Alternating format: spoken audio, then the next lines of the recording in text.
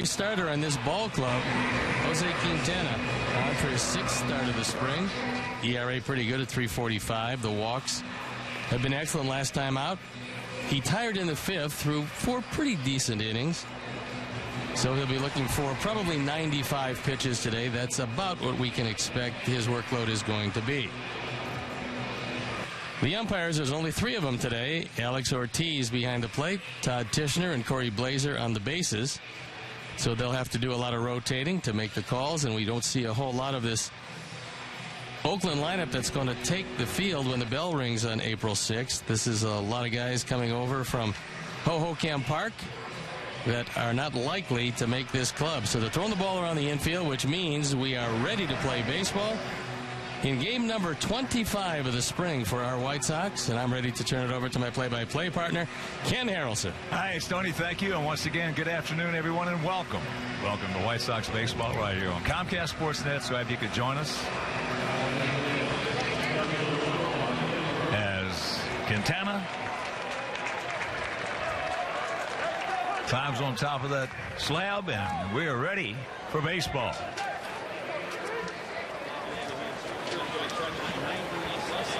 Here's Billy Burns, the left fielder.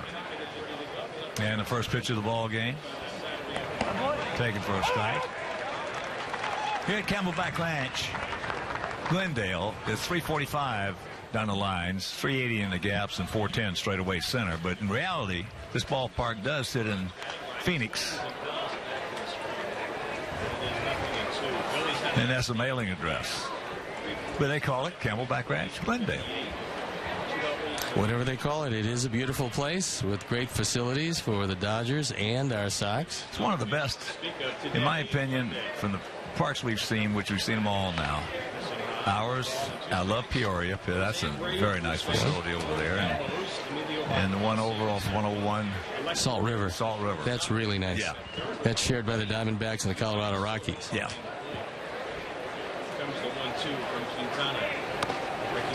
That's down low. Burns hitting at 345 on the spring. 25-year-old outfielder. No homers, 4 knocked in. He's a burner. That's his long suit. Last year swiped 51 bases at Midland in Double-A.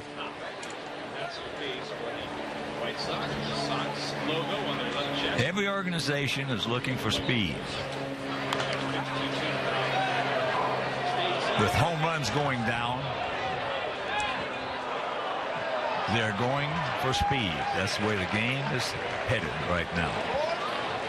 Speed, bullpen, defense, with pitching being the first line of defense.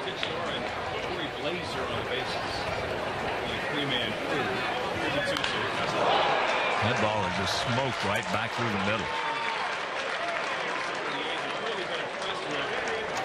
Fortunately, Jose was able to get out of the way of it because that came back like a rocket. So Burns is having a great spring. Takes a low fastball. This somehow got between the glove and Jose.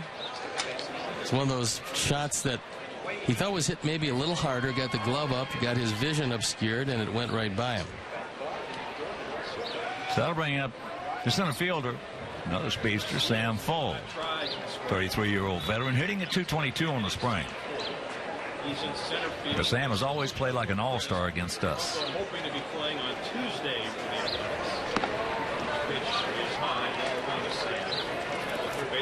And prior to today's game against these A's, our Sox announced 2 roster moves. Option right-handed pitcher Daniel Webb down to Charlotte. Reassigned left-handed pitcher Zach Phillips to the minor league camp. Sox still have 39 players. Bad throw. So Bonifacio gets there. He might have been thinking about second briefly, but realizing going to his left, he only had one play. And he floats it over to first base. Well, that's an error on my book. Yep, it is that. But they gave him a base hit. Nope. Now they changed it? Yep. Okay. And justifiably so, because he got there and just didn't make the play. So trouble of brewing right off the bat. And that'll bring up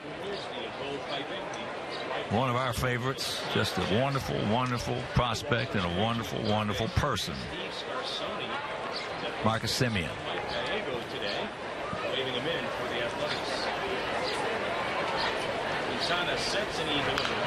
Good rip at that one, fouls it back. Had a chance to talk with Marcus, and he's everything that Hawk talked about as far as just a wonderful guy, very smart guy.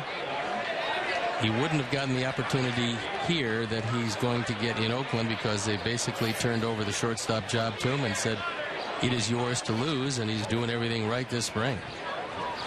Well, he's hitting .306, couple of homers. As a young player,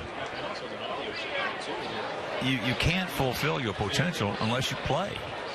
It's tough to make a guy a swingman before you know what he's going to be. And you know how that's one of the big fallacies in baseball. Getting pegged as something. Yeah. It's hard to shake that. You better believe it is. It's like we were talking earlier. I was glad to see that Marcus was going to get a chance to play, as I was when Sammy Sosa was with us. I was glad to see him leave us because he wasn't going to be playing for us and get an opportunity, and we all know what Sammy did. Back yesterday with a walk-off blast for Marcana in that game 7-6. Outfield straight up. Against Texas. And there's a flare foul. And one of the things that Quintana's going to have to do is take 2 looks back at Burns. Right now they're not paying much attention to him. Aggressive base runners will tell you that they just as soon steal third as second because they can get a bigger lead and a better jump. So you've got to vary your times, hold the baseball on occasion, but at least look back twice to make sure you keep him honest.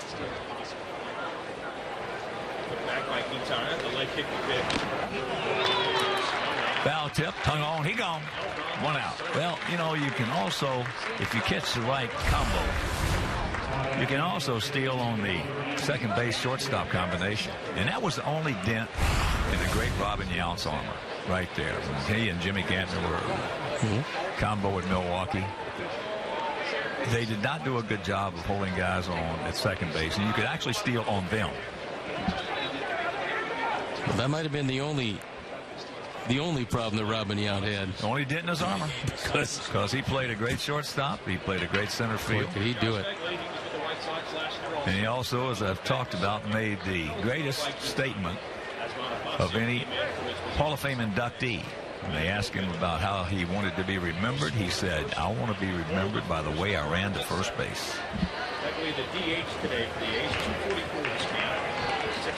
That says it all. There's breaking ball strike.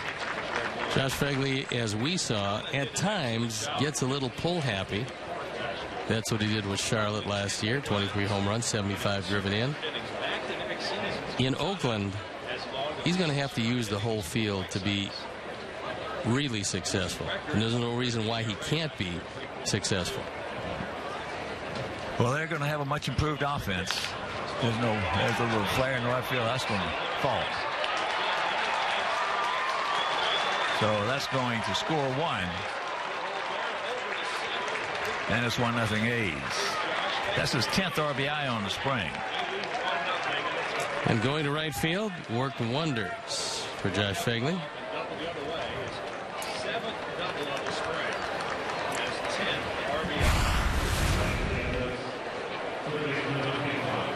Jose tries to get this fastball on the inside part of the plate. He gets too much of the plate.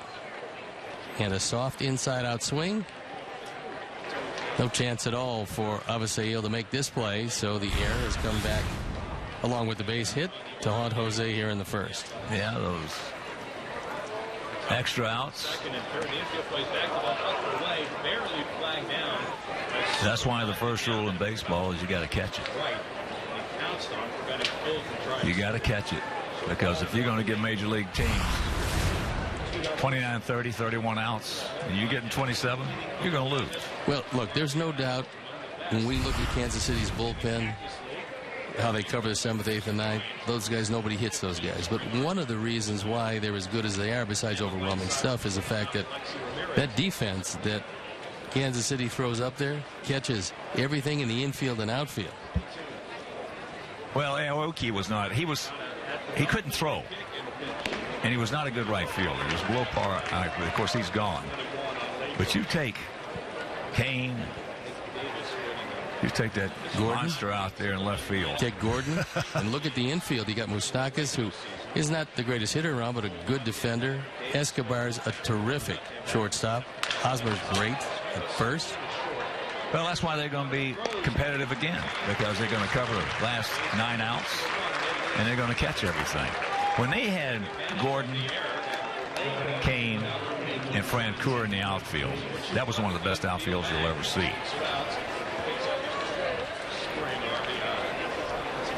And now this year, we're going to have a terrific outfield.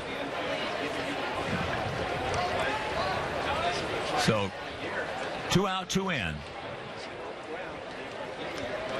And here's Ike Davis, first baseman, having a big spring at 481. There was some conversation about some people trying to, 2 years ago, trying to get the Sox to get Ike Davis. Ike Davis, a few years back, hit 32 home runs with the Mets, and then just seemingly fell off the cliff, only seeing flashes of brilliance since then. But at his best, he's very much a factor. And after trading Brandon Moss, letting him go, they're hoping that Davis can harken back to yesteryear. And not that far back to yesteryear. There's a chopper. And that'll retire the side. So they pick up an unearned run. They score 2. And they lead it 2-0.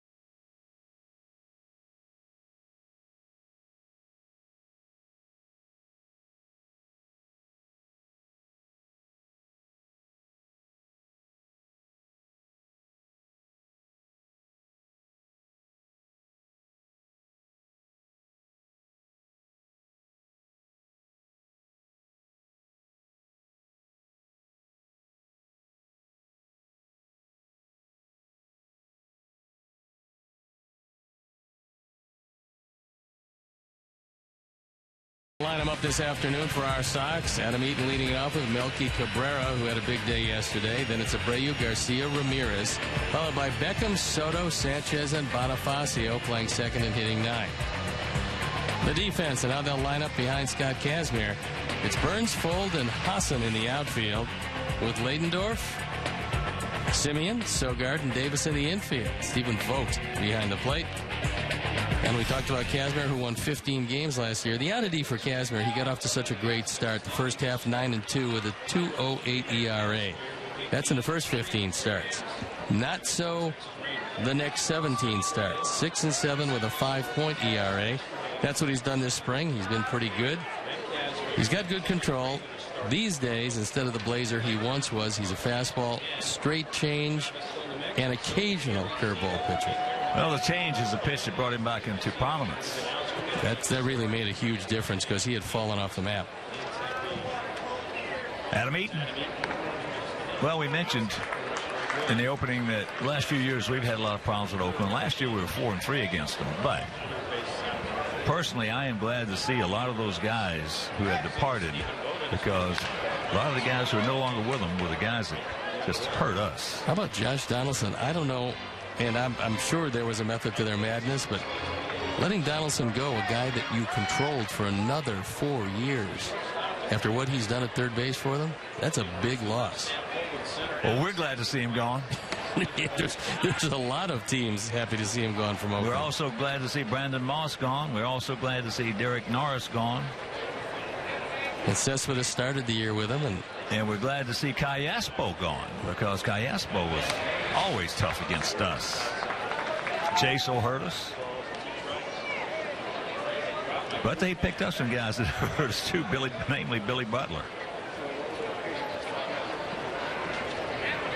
It's going to be interesting to see how that club performs this year. Well, they got to keep Josh Reddick healthy and back to what he was a couple of years ago. He's got an oblique problem, so that's why Reddick is not playing. They're a better defensive team when he does play. There's the leadoff walk.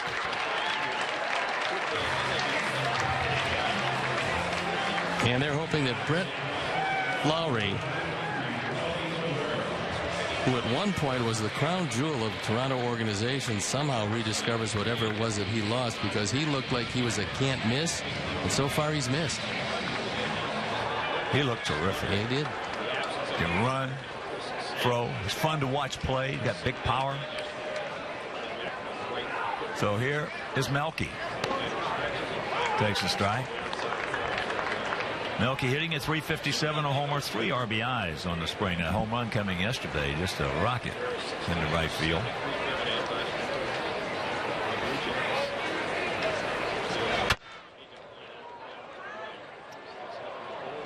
Yeah, but I'll put our outfield defensively up against anybody in the American League. I don't know about the National League, but anybody in this league. The thing I like about them is they all can throw and they're all accurate. And that's going to stop base runners from going from first to third. It's going to stop some of them from scoring from second. And occasionally they're going to throw some guys out. Yeah, this is going to be the first time in a long time where the arms, the speed, and the accuracy all the way around at all three positions are present in the Sox lineup.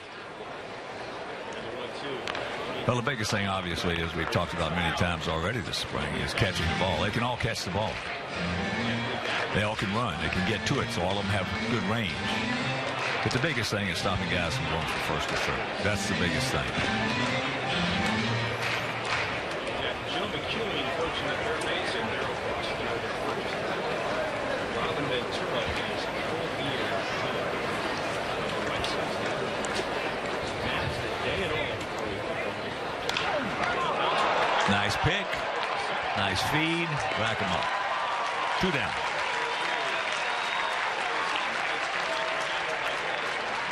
Before each and every pitch, depending on the situation, the shortstop or second baseman is going to tell the pitcher, I got it. And with Sogard shading up the middle, he's the man who's going to go to the bag, as you see there. Becomes very easy after that. You want to make sure that first throw, but if you give him anything on a ball hit that hard, he's going to be able to turn 2. That's why the pitcher's going to make sure he takes his time and makes a good throw. Here's Abreu hitting at .488. Tops in the Cactus League with a homer and 7 RBIs. Abreu 317 last year. 36 runs, 107 RBIs. Sadly, he wants to get better. That was the real deal. Red Stance in the right side. Infield. 0-2.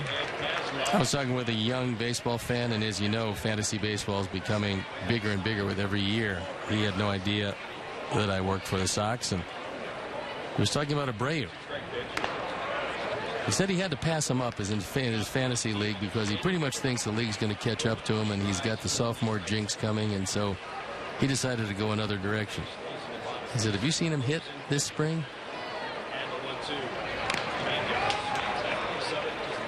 He said 3 for 3 off Clayton Kershaw is not exactly looking like the sophomore jinx is going to affect him very much. Everything is self-induced. And that young man that you met induced himself into a semi-coma. He induced himself into a bad pick. I know that. Right. If he had a chance to get Abreu and didn't get him, that was not a good pick. There's a good changeup. That's the pitch that set 15 wins up for him last year.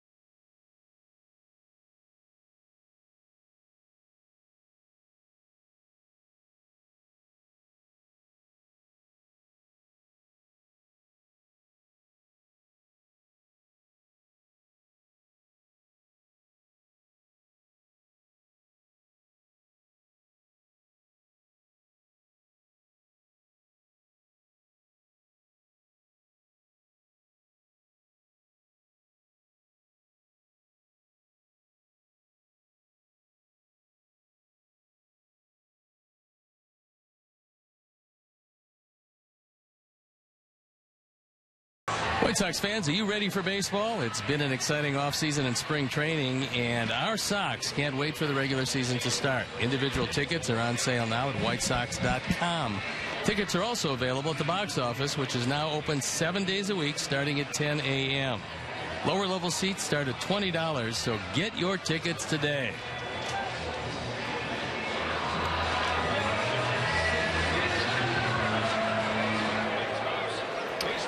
Top of the second inning. Tickets are limited, so act fast. For more information and tickets, go to athletics.com/. Alex Hassan. Or Hassan. Alex Hassan finally getting some action.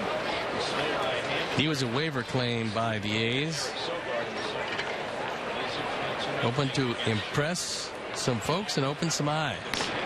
Takes first pitch strike. Well, he's hitting .375. No homers, 2 RBIs.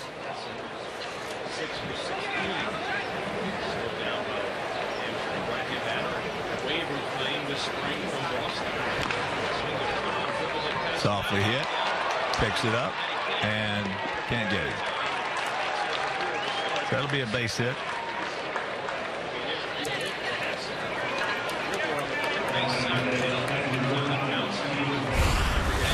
Normally, when you fall off the mound to the third base side, you're going to be able to make this play because it's to the glove side. He just couldn't flag it down and couldn't get to it in time. So the leadoff man aboard.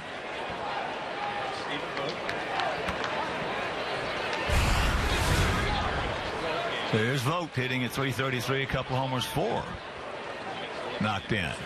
He's a catcher this afternoon. Josh Bagley, the DH. They're going to split the coaching, the catching duties between those two. 0-1 to count.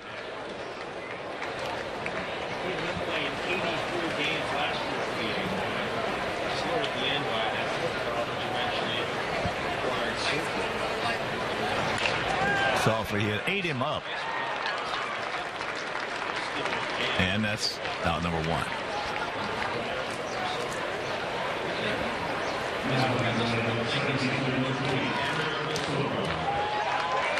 Here's Sogard.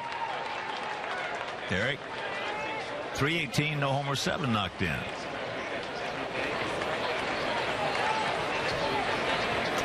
This guy's a good little player. He showed last year played in 146 games. He walked 75 times while striking out just 84. And the closer you are to identical numbers in those two departments, the better your manager is going to like you, because you're going to get on base and you're going to make contact.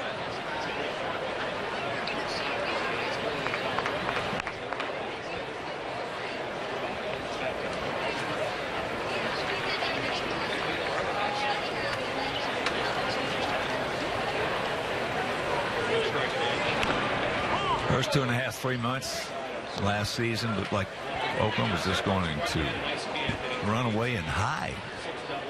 The best record in baseball for quite some time. From everybody. Yep.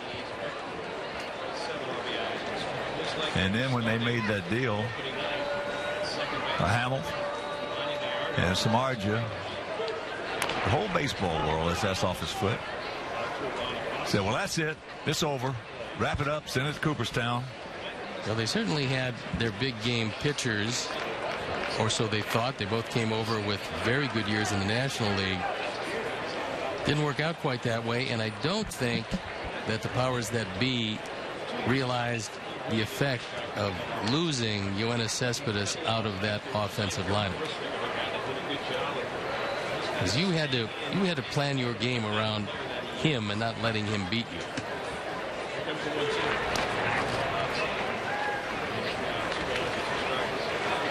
They just could not score runs at the end.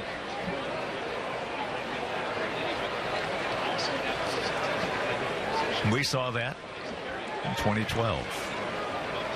When on September 24th, we had a one-game lead over Detroit. And we just could not score any runs.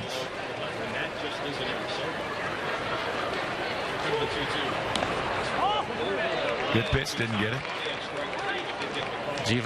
Giovanni framed it for Alex Ortiz, but couldn't get the benefit of the call.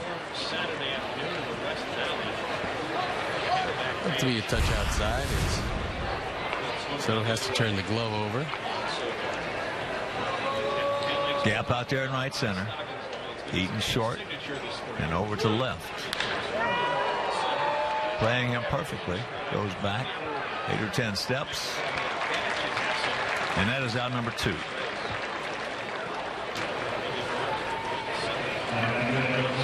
So here's the leadoff hitter, the left fielder, Billy Burns, who rocketed a single right back through the middle, leading off the ball game.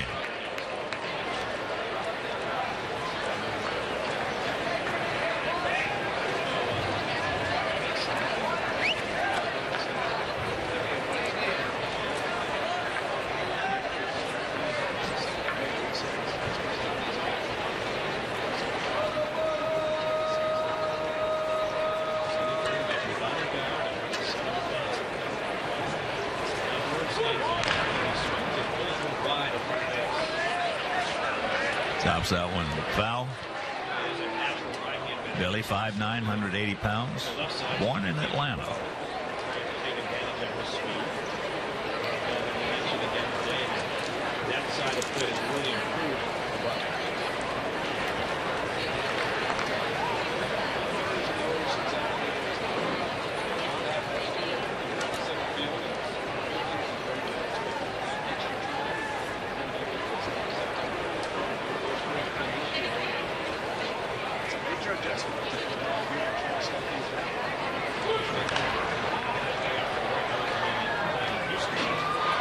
Pretty good swing at that one, just underneath it.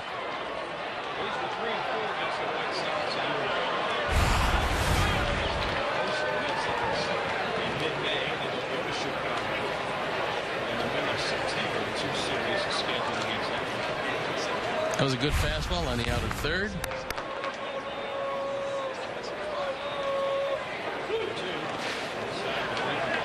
Soto with a nice block.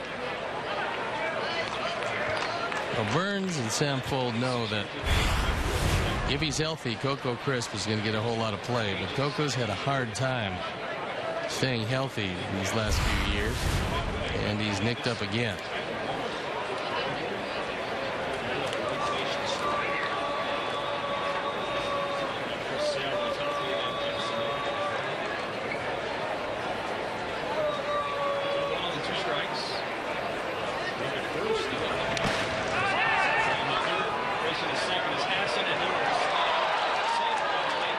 Gets by short center. This will be a wild pitch as Soto couldn't corral it.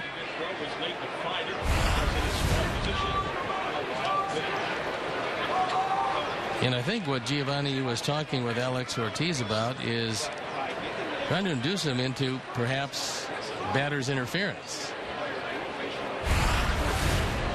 But he would have none of it.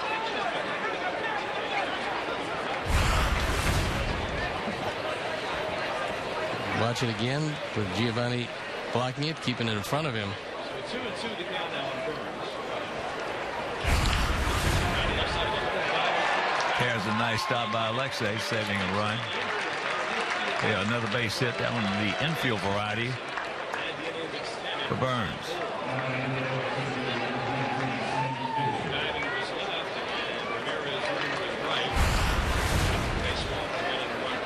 Didn't hit it hard, just couldn't have rolled it out there any better. Pass to diving Beckham. Runners at the corners.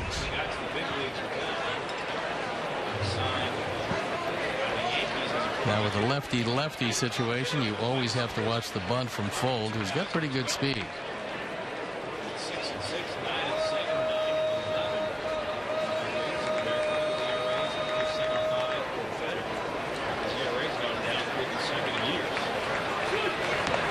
He reached on an error, so he fakes the bunt by Bonifacio last inning.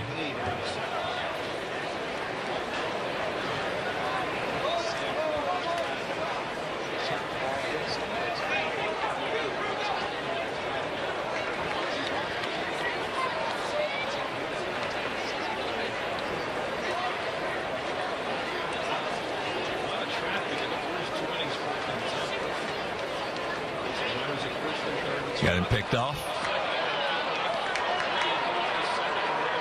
Attaboy. Put it on him. He's gone.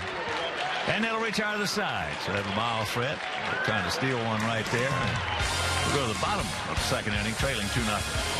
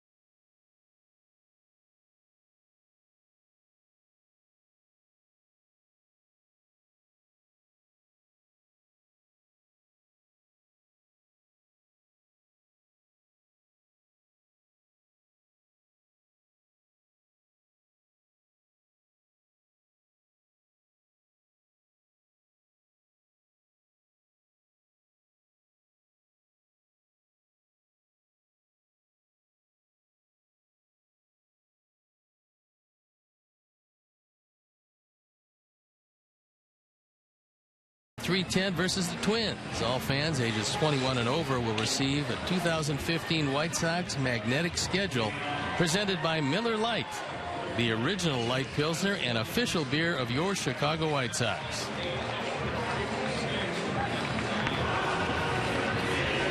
Javi Garcia will lead it off. He'll be followed by Alexei and then Gordon Beckham. 2-4-0 for them. No runs, no hits, and one error for us.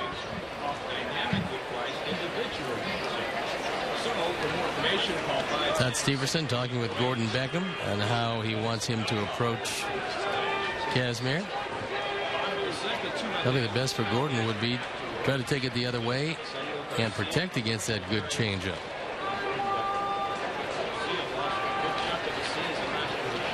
Here's Avi. That's fair ball. 2 hop. Long peg. We'll pitch one out. Well, if you could condense it down into a couple of statements, you would find that a lot of guys will become much better hitters. And the statements are: right-handers try to beat left-handers to right field.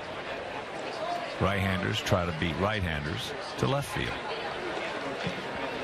And vice versa. Left-handers beat right-handers to left field, and left-handers beat left-handers to right field. Because in the major leagues, where you got some good pitchers out there, you can't cover the whole plate. If you do, if you're going to try to do that, then you're going to be 0 for 4. The better the pitcher, the more of the plate you have to concede. And, of course, the most devastating pitch from a left-hander to a right-handed hitter, especially a strong right-hander, is that slider down and in, and then the changeup.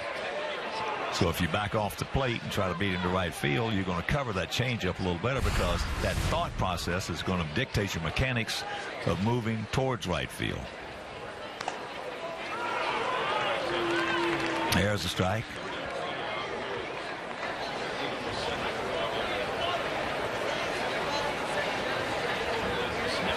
And that all is inside the word approach, not mechanics. 2 down.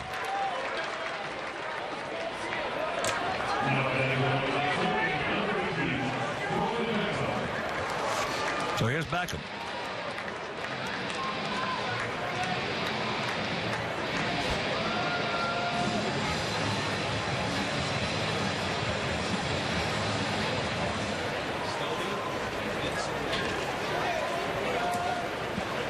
Outfield, spread out.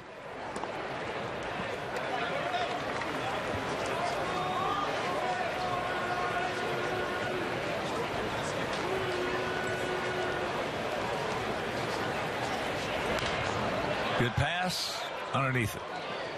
News around baseball: the Orioles, who had a very good year last year, now they've lost Nelson Cruz. He's moved off, but a couple of guys they counted on, Matt Wieters and now J.J. Hardy, might not be ready for opening day. Hardy is going to take an MRI on his ailing shoulder, and he's a good one. It will always mystify me how he could have won a Golden Glove over Alexei Ramirez last year. I mean, that to me is one of the biggest mysteries that I've seen in a long time. Well, if you take into consideration everything they do, I'm not sure that J.J. does anything much better than Alexei. No, he doesn't, and he's a good player. Don't get me wrong. I'm not taking anything away from him. I'm just taking it away from the voters. I mean, who could ever take J.J. over Alexei last season? Beyond me. That's high and wide, full count.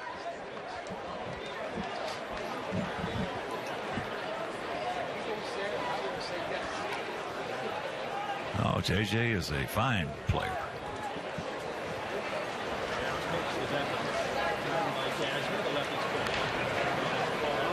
Hit him on the fist. Boy, I'll tell you, that was a quick 1-2-3 inning. 2-0 Oakland. Right now, let's go back to our downtown studios in Gin Lotta.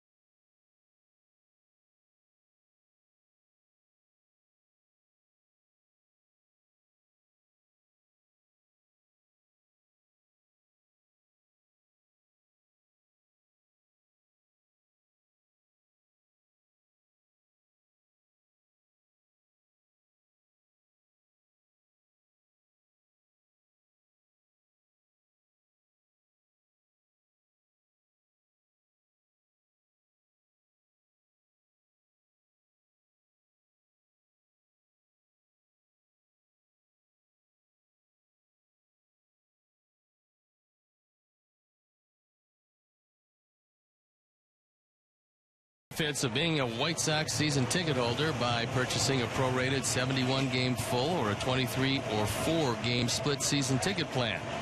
Great locations are available now, so don't miss out on the live action at U.S. Cellular Field this season. Prorated packages begin during the week of May 5th. To purchase a prorated full or split season ticket package and to view a full list of all season ticket holder benefits, visit WhiteSox.com or call 312-674-1000. Sam Fowle was at the plate when they picked off Billy Burns. 2-0 A's here in the top of the third inning.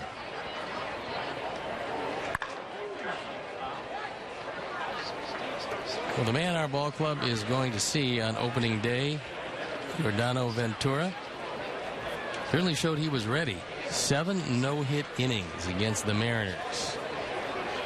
Boy, he has good stuff. He's got overwhelming stuff. He had the fastest fastball average-wise in the major leagues last year. And he's just a little bitty bit of a thing. He averaged 97 miles an hour on his fastball all season long.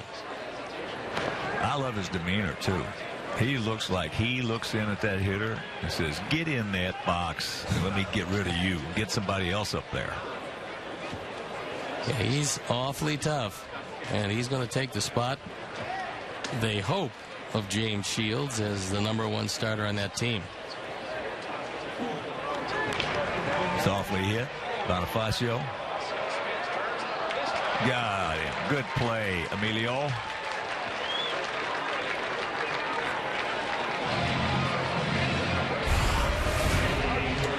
Last time, Fold hit him a ground ball, and he couldn't handle it. This time, he makes a terrific play. Going to his left, and just enough time as Fold decides that rather than get hit in the head, he won't step on the bag as he flies by. Here's Marcus. Montana made some good pitches on him last time, striking him out. Breaking ball. That's over for an 0-1 count. Well, you know how the Fighting Irish, we've seen it hundreds of times over the years, is when Notre Dame comes down, getting ready to go out on the field, there's a sign up there that says, play like a champion today. And they all tap it. Okay. There should be a sign in every clubhouse for hitters. And it should say 4 words. A sense of control. Because there is going to be a feeling of a sense of control. Either the pitcher's going to have it or you're going to have it. You know how the vibes go. Yeah. You've had guys that you knew had no chance against you, and you've had guys that you knew that you had no chance against. That's right. And I still don't want to see Jim Rice because of that single reason. We had a few of them. You know, Jimmy in his career had 7 hits off Nolan Ryan. He had. There's a strike. He had a home run. He had 2 doubles and 4 singles. And they all came on either a curveball or a changeup.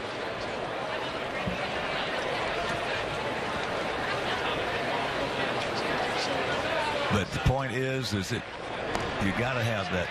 Yes, he did. Rings him up. He gone. 2 down. Marcus was on the way to first base. But now he'll be on the way to the dugout. And that'll bring up Fegley. Josh had a little soft double RBI first inning. And it sounds like it's the simple thing to do, but it's not. Because that guy out there on that mound 60 feet 6 inches away is also a major league player. And some of them are better than you are. They're a better pitcher than you are a hitter. And you have to realize that sometime.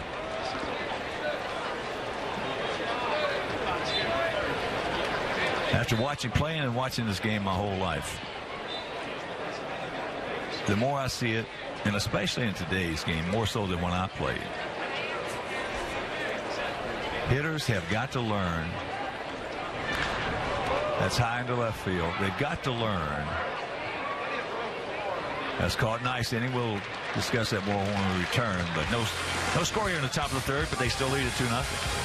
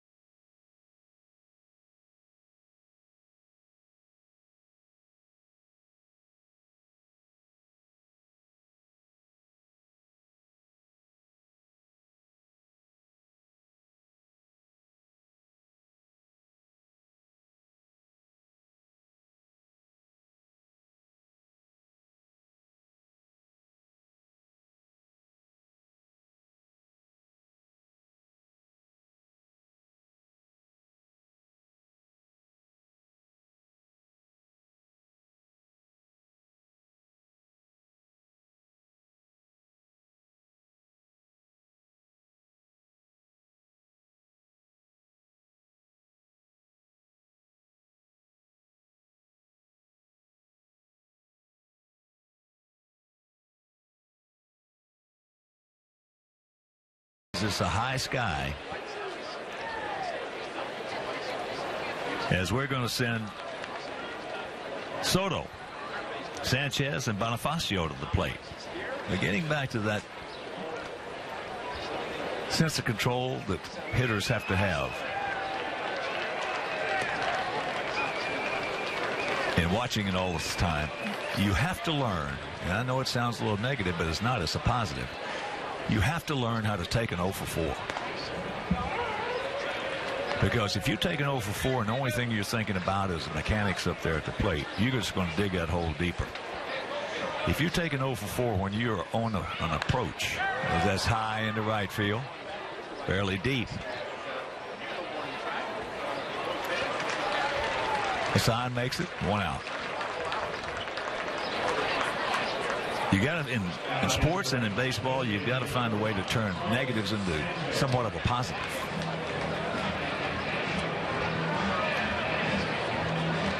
As here's Sanchez. Carlos hitting at .357.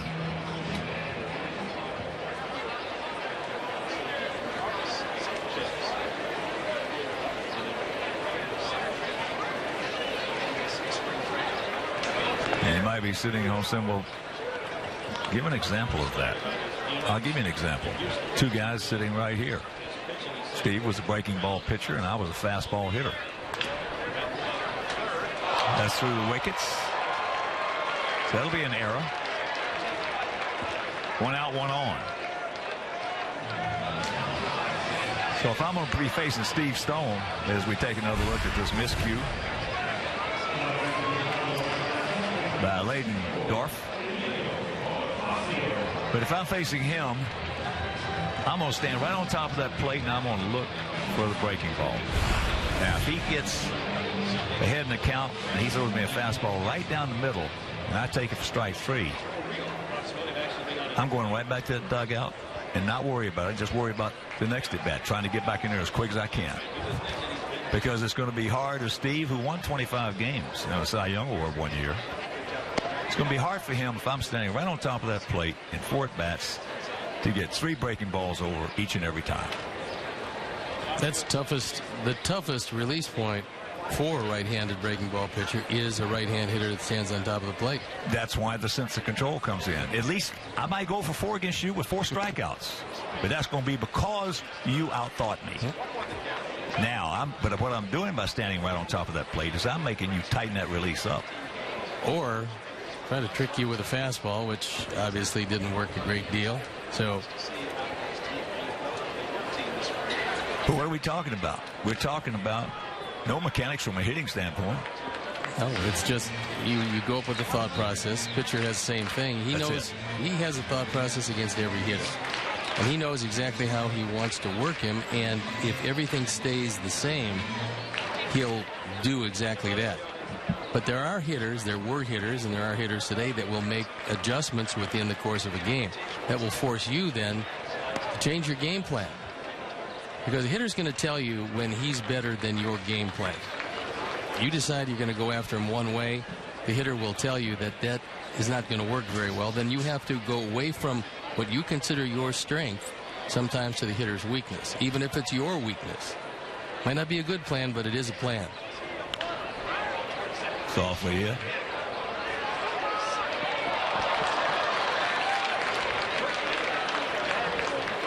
So Bonifacio is aboard. This ball hit too slowly to even think about two, but Simeon tries it anyway. Catches a break. It does not go into the dugout or the stands. And no chance at all for Davis at first. It's a thinking man's game when you're facing a good major league pitcher. Here's Adam. Adam drew a walk to lead off the bottom of the first.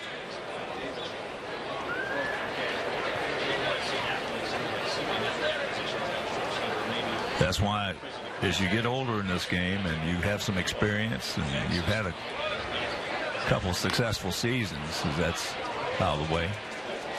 It actually is really a lot of fun, and you change your thought process from mechanics to approach, and that takes time to do that. But it's actually, when you're facing a 20-game winner, it's actually fun coming to the ballpark because it's a thinking man's game.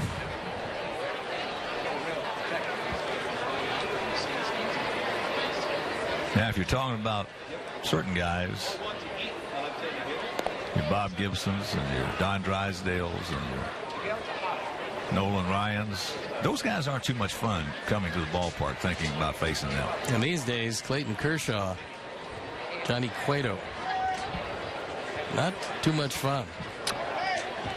And it's getting to the point where Yordano Ventura is not too much fun to face. No, he is not. I don't care what kind of approach you got against him. Now, Kershaw, to me, though, I think a little bit different about him. To me, that would be an easy approach on Kershaw because you're not going to do anything with his curveball. He's not going to throw you any changeups. As there he goes. That's fouled away. So you got to go up there 4 times looking for his fastball, trying to be dangerous. And if you don't get it, you're 0 for 4. The other game that we did that he started, there were a few of our hitters that took some fastballs for strike 3, which is something you can't afford to do because you can't tell yourself I'm going to look for the curveball. Looking for the curveball is something that you can look for it. You're not going to hit it anyway. You might as well not even look for it. Throw it out. Again, because he's not going to throw you 3 of them. He'll try to throw it to get you out, but he's not going to throw you 3 of his best curveballs in the zone. We saw him get ahead a lot with fastballs. Guys taking fastballs, let him get ahead. Well, then you got big problems. Well, that's just it's an old saying, don't look for something you can't handle. That's up high. That's one of the few curveballs that Kazmir has thrown. He's yet to give up a hit. And this one just kind of floated out of his hand, didn't get a whole lot on it. Finding out, like most pitchers, curveballs in Arizona, not quite as easy to throw as they are when you go back to your home park. So there is ball 4. So the second time. Adam has walked in the second walk issued by Kazmir. And that'll bring up Cabrera, who had a hot shot right back to Scott, who turned it into a 1-4-3 double play. This happens so often, and a lot of managers don't think about it. is there's a couple of switch hitters in the lineup today for the Sox, so they're going to face Kazmir from the right side. He's facing 8 right-hand hitters in Adam Eaton. If you're facing right-hand hitters consistently, you're going to get a release point and you're going to keep everything in the zone. Then you face the left-hander in Eaton and you wind up walking him twice. Because it's a completely different release point than against a right-hand hitter. Line shot on a changeup, caught, and that'll retire the side. So that's a hang with him for Milky Cabrera.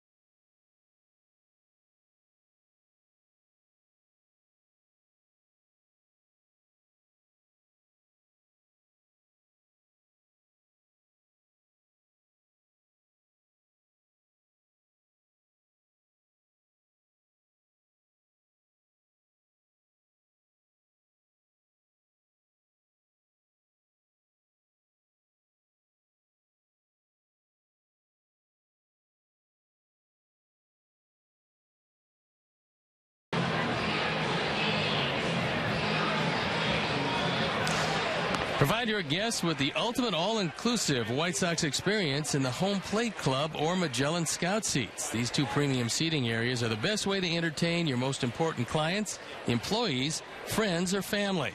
For more information, call 312-674-1000 or visit whitesox.com/premium seating.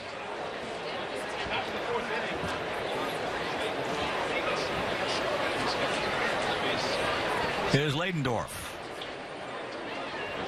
Drove in a run with a ground ball to short as they scored 2 in the first. If you're just joining us, one of them unearned.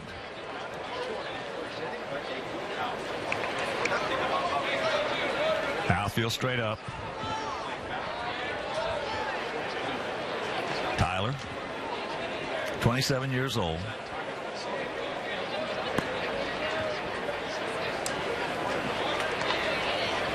Last year at Sacramento, 297.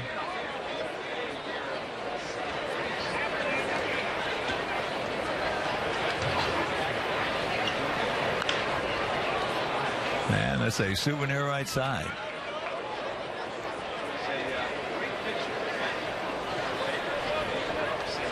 All right, you just brought up a Hall of Famer's name, Jim Rice, last inning. And we all know how hard he hit you. What was the last couple of games or last game that he gone right there, 1 out. What was your thought process when he came to the plate? Well, I was hoping that he was sick that day, and I was kind of surprised when he was in the lineup each and every time we faced him. My thought process was this guy is better than I am, so try to keep it in the ballpark. That being said, it didn't work out all that well, but he had the ability, like Buddy Bell, who is going to come up a little bit later and talk with us and visit and talk about the minor leaguers and the young guys we have and guys to keep an eye on. But Buddy Bell and Jim Rice did the same thing against me, which caused all kinds of problems, and that is they spread out, they looked to right center field, but they were quick enough to hit the inside fastball. But all things being considered, they knew that a breaking ball was going to be forthcoming, and they drove that ball the opposite way or hit it right back into center. And that's why they were the two roughest right-handers I ever faced, because they knew exactly what they could or couldn't do with me, and they both were talented enough to make it hold up. Well, you just mentioned to me the key when you said you knew they were better than you were. And that's what hitters have to understand. Sometimes over the course of your career, you're going to face a guy who's better pitcher than you are hitter, and some certain days you're going to go out there, he's going to be a better pitcher than you are hitter.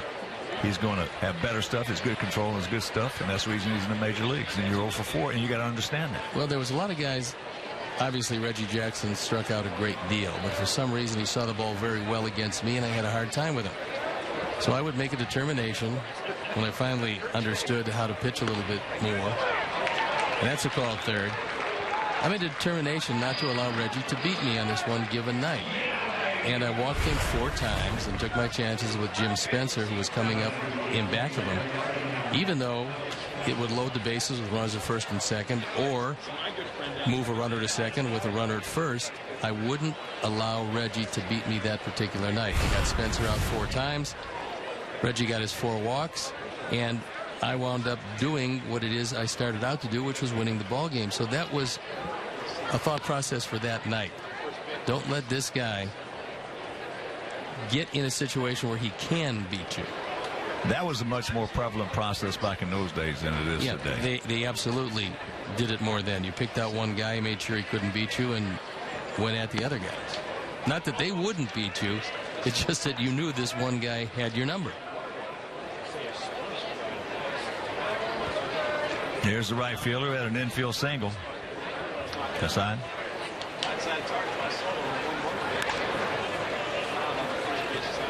Yeah, there were a lot of pitchers. They would tell us in the meetings. There's another change in the culture. They would tell us in the meetings how they were going to get guys out. And I love that format because of the fact it gives them responsibility. They would get up and we'd go over the whole lineup. We'd be sitting there as defenders, so to speak. And this is going to be the way I'm going to pitch. That's up high. This is going to be the way I'm going to try to get Maris out. This is the way I'm going to try to get Boog Powell out. And Hawk, you're playing first base, hang loose down here. I might flip in a couple of sliders, let him kill him foul, and then I'm going to get him out with a high fastball. Today, they go over the hitters, and they are told how to pitch these guys. That's into right center field, and it's going to fall. It just was some lack of communication because it looked like either Eaton or Garcia could get to that one, and at the end, neither of them did. But Javi did a nice job of getting the ball back in and making sure that Hassan could not go to second base. Well, that's a good example of the arms they've got, and everybody knows it. It's not so much convincing the runners as convincing that third base coach and the first base coach. They go over and both guys kind of peel away. So it found a nice spot to nestle, but first base is all he could get to. So here's Vogt. He got sawed off. His first at bat gets sawed off right there. A little soft looper to Emilio at second base. I think Bob said he initially wasn't going to start him, but he wanted to start him instead because he thought his body was going to be more easy today. Larry was the one that helped me actually. Jason Pridey comes in to pinch run.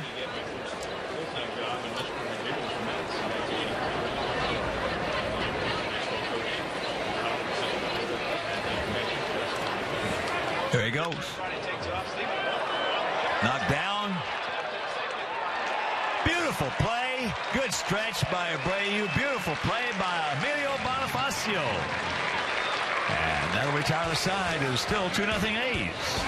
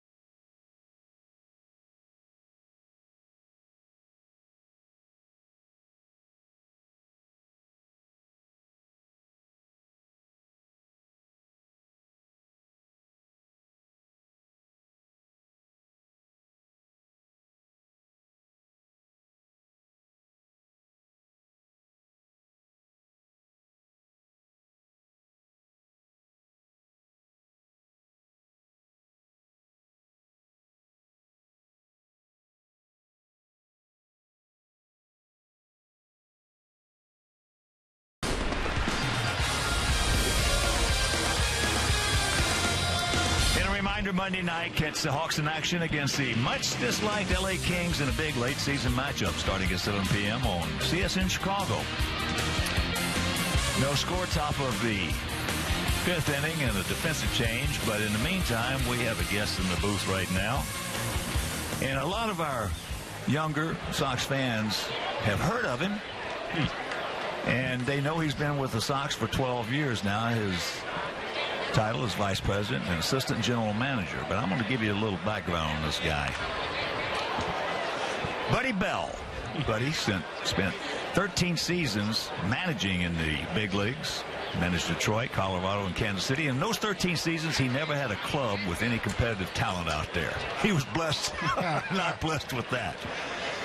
But he also, 5-time All-Star, and one of only 6 third basemen to win 6 or more Gold Gloves. He had over 2,500 hits, over 200 home runs, and he and his father, Gus, who played in the major leagues, had the record for many years of the record for father-son of 4,337 hits, but that was broken by, of course, the Bonds family.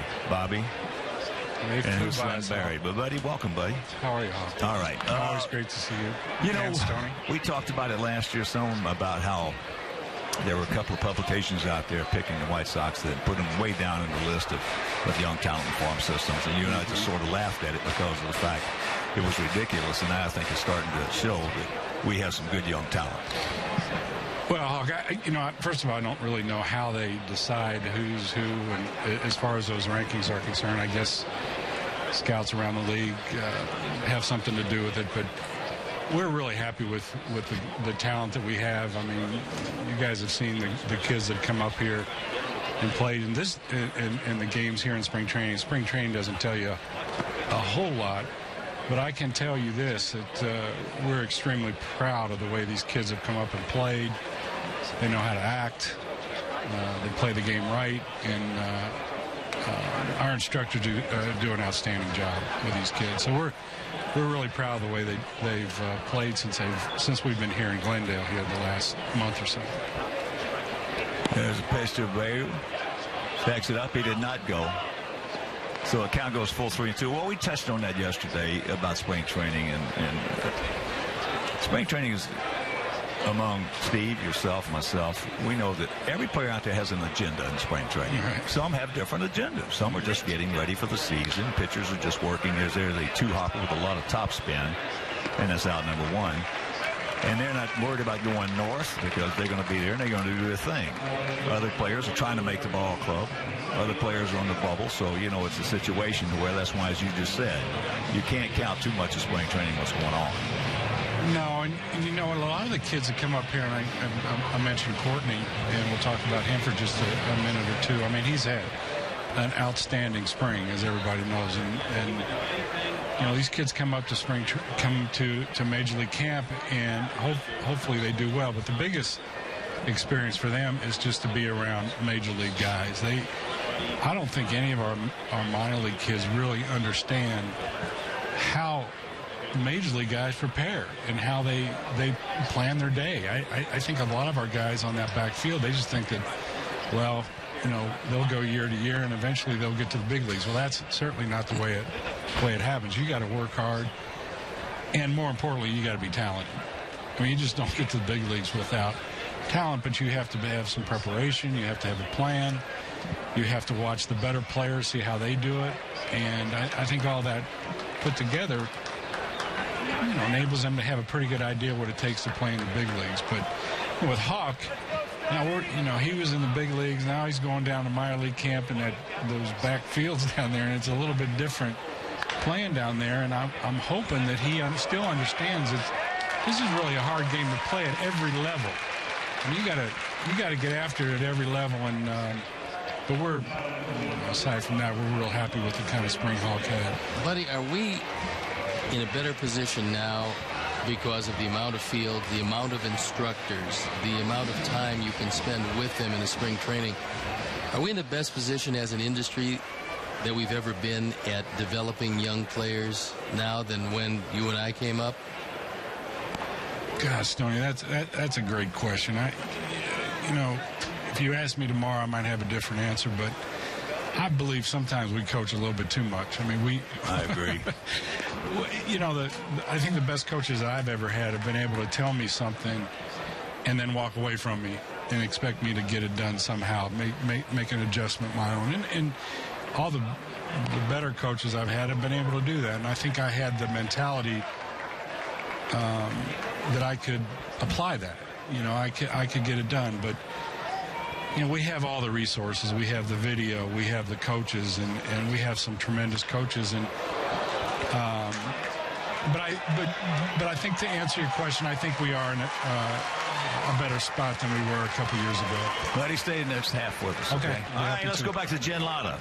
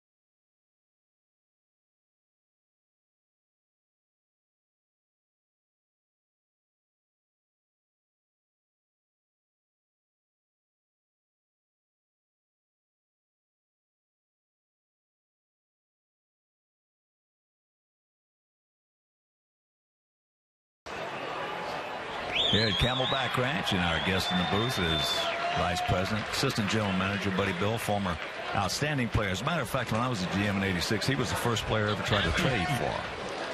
And his reference to Hawk last inning was a young man who had just a sensational, if you're talking about impressing people, spring training, it was Courtney Hawkins. And Courtney Hawkins might be the strongest guy in the system. Yeah, I don't think there's any question about it. We got some other kids down there, too.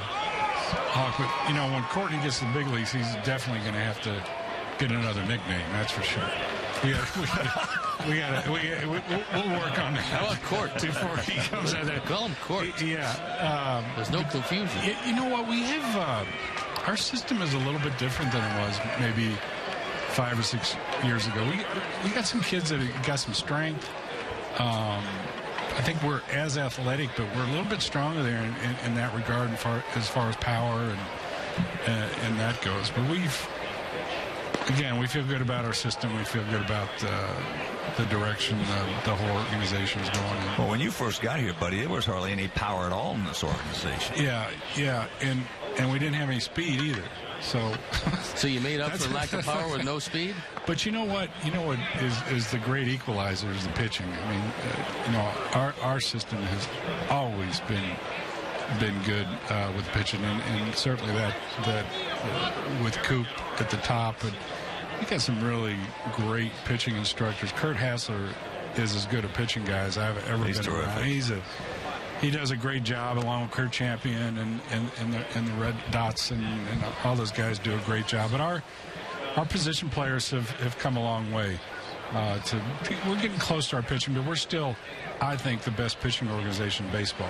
Well, when I first came into the big leagues in 1963, the White Sox were always one of the best pitching staffs in baseball. Mm-hmm. I mean, they couldn't hit it, and they couldn't run. But you go in there for a 3 or 4 game series, and you're liable to come out of 0 for 12, 1 for 15. Well, you know what? I can't remember what year it was, but they had Bradley, they had Bart Johnson. Great arm. They had Terry Forster, Rich Gossage. I mean, that was a miserable weekend. You know, you made up for it at night, but it was, but the games were kind of torturous. But they've always had good arms. Well, Bart Johnson, one of big right-hander, he had the best arm of all those guys. Oh, absolutely, and he's a great athlete as well. I don't know if he's still scouting or not, but he had some leg problems, and it kept him off the road. But I will tell you one thing, because I was a teammate of Bart's. You're right about the arm. The arm was otherworldly, and he was a great basketball player. Right. In fact, Paul Westphal said he was the best he'd ever played against, which is high praise. Mm-hmm. And Bart really understood how to scout. He became a real good scout, which is not easy to do for former players. I mean, you have to learn a lot about it. I mean, it's a feeling. And it's knowing that player. Bart was able to do that, but unfortunately, no, he's not on the road any longer. Well, you know what?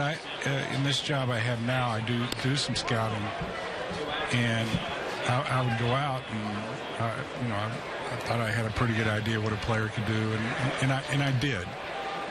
But being around guys like Doug Lauman and Hostetler and guys like that who are really in charge of our scouting, it really taught me a lot. And as you guys know, you've been around this game a long time, and you kind of feel like you know everything, and you always find out that you don't. And but these guys do a great job for us as well. Well, that's the one thing. This is my 56th year. That ball hit hard in the right field. Bobby back. He cannot make the play, so Sam Full will pull in the second with a double. That ball was scalded, but the one thing is, all the years I've been in baseball, that I realize is the longer I'm in it, the less I know about it. Yeah, that's for sure. And if you come back, and I know you come back on the backfields a lot and watch these kids, and you can see some crazy things back there on those backfields. You got to have some protection on every once in a while. But the great thing about a good scout, buddy, is that you, me, my partner's wife, Eris, she can tell you what a player is. You can look and see what a player is. The great scouts will tell you what he's going to be. That's right. That's a great point. And there's some good ones out there, and it's the nuts and bolts of your organization, that's for sure. All right, Buddy Bell, stay with us a little bit longer. Okay. All right.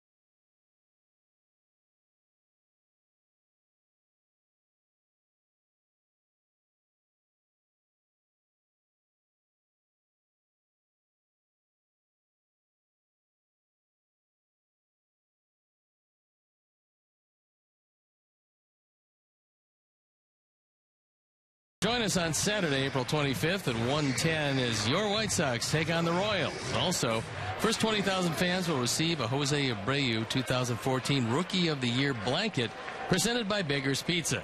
For tickets, call 866-SOX-GAME or visit whitesox.com/promos.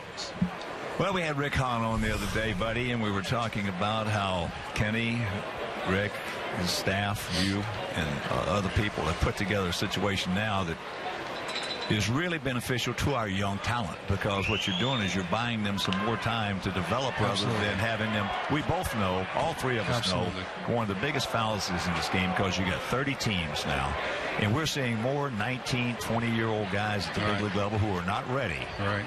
And you guys have bought our guys more time. Yeah, absolutely. And you know, the difference in playing in AAA and playing in the big leagues is such a different game now. Yeah, it's a different game. You know, probably 10, 15 years ago, you played AAA baseball and you came up to the big leagues, you know, you had a pretty good idea how to play. Now, I mean, the game in the big leagues is just so much faster than at any level in the minor leagues. Well, if that's going to fall, it's not a good comparison to that is hockey. Have you ever watched a minor league hockey game? It looks like those guys are skating in sand. Yeah. As compared to the NHL. Well, the toughest level for me to watch right now is AAA. I mean, the better players. For example, you watch Micah Johnson last year in Charlotte. I mean, he just stood out. I mean, you know, in Saladino, it's the same way. I don't know if you guys got a chance to see Saladino. Tyler Saladino. I mean, he you know, he slows the game down. He understands the game. He understands an at bat. You look at Micah Johnson; these two guys stand out, but everybody else is sort of in slow motion. You know, the pitchers, you see probably more power arms in AA than you do AAA. The guys in AA with the power arms, they jump AAA for the most part. So it's different, and we are now able to keep some guys like Saladino, even though he probably pretty close to big leagues right now, but he had some elbow issues in the winter that gives us an opportunity to slow him down. But he's healthy, and he'll get some at-bats, and if anything happens out up here, he'll be ready to go. He's going to be in the big leagues. Yeah, he's going to help us at some point this year. Buddy, there's another factor that people don't understand quite as much as there's different ways to use an organization. Everybody says, well, you're not bringing enough of your own guys to the major leagues. But a lot of times, if you go out and get a couple of free agents, you've got people that you can package together to get some guys you need. And the greatest example is the organization and the 4 guys you traded for Jeff Samardzija. Well, there's no question about it. People forget that. I mean, Simeon's he's going to be a good player. Fagley, I think, is going to be a big league catcher. He caught for us a few games the last couple of years. Bassett was sort of an unknown probably 2 years ago and came on strong. So, yeah, I mean, and especially in Chicago, because of the expectations that the White Sox fans have, you have to compete every year.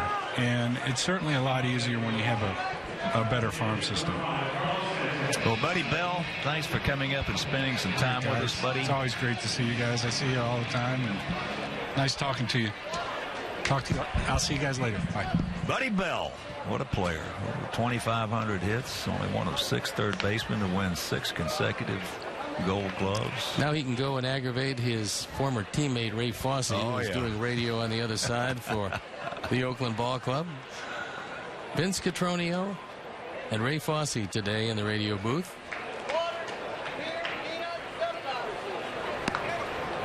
Sanchez can't get it. That was, by the way, our first hit off this guy, and we're in the bottom of the 5th inning. 2-6-1 for them, 0-1-1 for us. But, yeah, when Buddy first got here, I remember a conversation he and I had that he initiated one afternoon in the back fields, and we were down in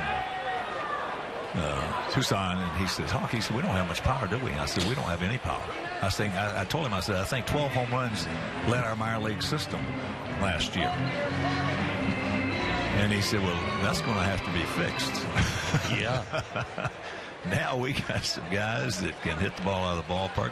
And the second element he brought up with was the speed. And that's becoming more and more prominent in every organization.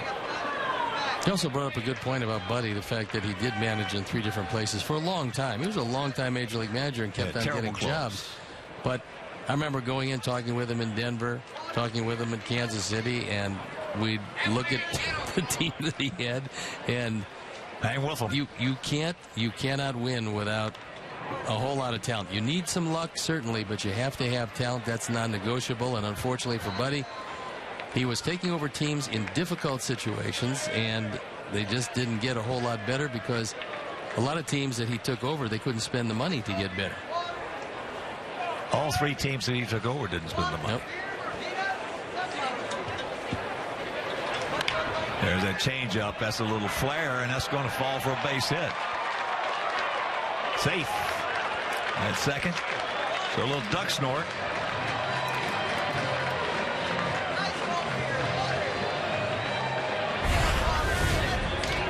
That's a couple of base hits that just eluded the fielders. The first one, a misjudged pop-up. This one, no chance for Sogard, but does the best job he can do getting it to second base. We've only hit 2 balls hard, and both have been hit hard by Melky Cabrera.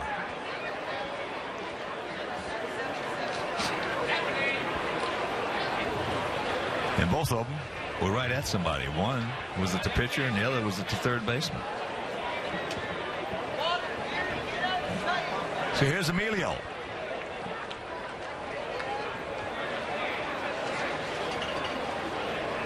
Yeah, when you can't buy some time for your top prospects to get properly seasoned, for a pitcher the innings, for a hitter the at-bats, and you have to rush them to the big leagues, what you're doing is you're flipping a coin. That's all you're doing, flipping a coin as to the psychological issue, because probably half or more of those guys are not going to be able to handle the pressure mentally, and they're going to go backward. Whereas if you give them enough time, that gives them a much better chance of handling the pressure, because pressure is the biggest killer of performance.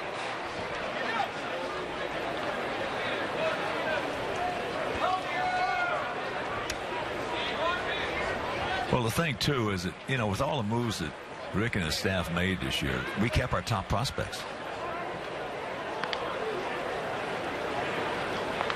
You had to give up some good players, but the guys that, you know, like your Courtney Hawkins and some of the guys like that, we didn't have to give up. Courtney Hawkins got a chance to be a monster. And the big one, I'm sure, that a lot of folks came after was Micah Johnson. Oh, everybody. I mean, if you're going to make a trade, he's going to be one of the first names you bring up. Everybody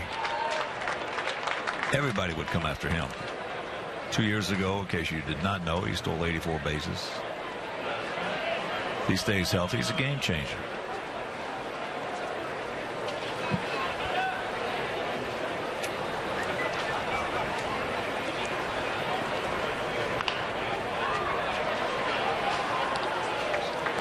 And you never know until you ask, but you can bet your sweet Bippy there were a ton of clubs, and have been a ton of clubs, that want to come after Carlos Rodon. You could hardly blame him. Can you? That's right.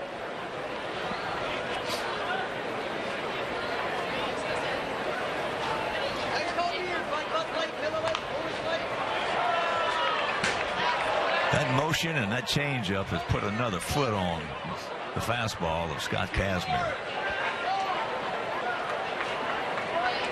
Well, the Athletics are hoping that, unlike last year when he faded in the second half, that he can put 2 halves together, because his stuff is good enough. And again, you're seeing probably a fastball at 88, 89 miles an hour, overmatching a lot of these pretty good hitters because of that straight change. Boy, he's got a good motion. He's got the same motion on it as he does his fastball. There's some gas upstairs, and that's out number 2.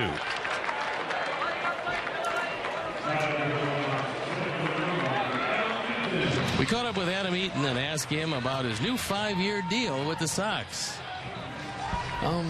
It's good. I mean, any type of commitment from an organization, lets you play a little more freely, and I'm excited to be a White Sox for the next 5 to 7 years. It's a great organization that I was traded over last year, but quickly adjusted to such welcoming arms, and just overall a great experience last year, and I'm excited to move forward with it. Just doing what I do, just get on base, stir the drink a little bit, being a leadoff hitter, a scrappy leadoff hitter, see a lot of pitches, try to get on base as much as I can, and be ready to run when Jose and LaRoche get up. That's more or less my job, and then just continue to play good defense.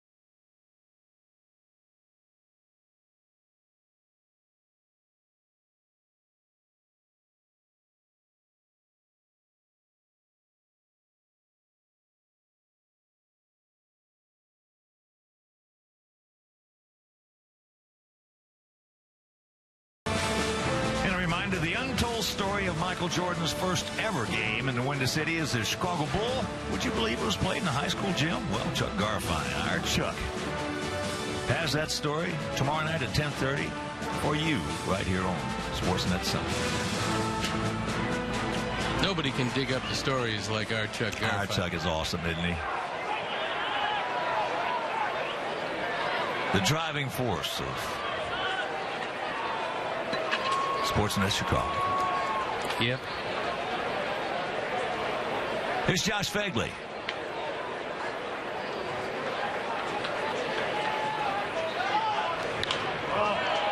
That's softly hit into center field.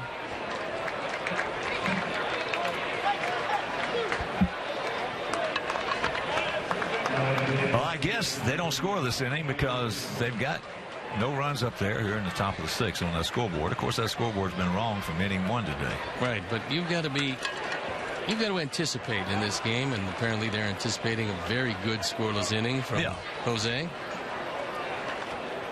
They scored 2 in the first if you're just tuning in, one of them unearned. Leidendorf.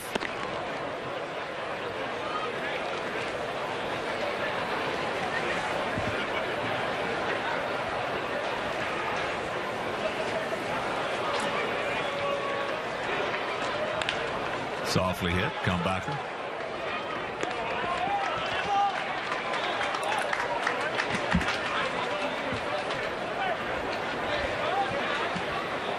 They'll bring up Ike Davis, who has grounded to short and struck out, called out.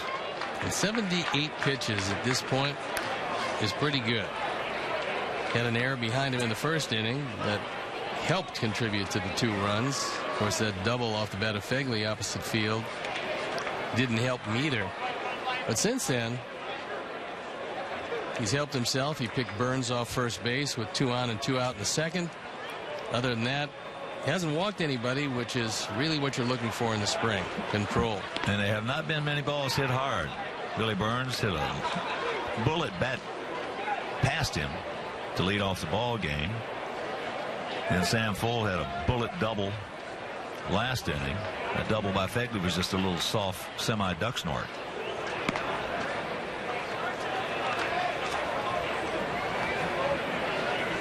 They're going to go with a couple of young kids in this rotation to start the season. Jesse Hahn being one of them. They got him in a deal with San Diego.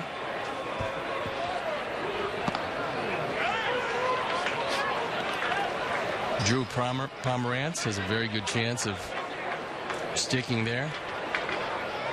We're going to get a couple guys back in mid-season coming back from Tommy John surgeries. A.J. Griffin and Jared Parker. They've been out for a while. Jared Parker, he's tough.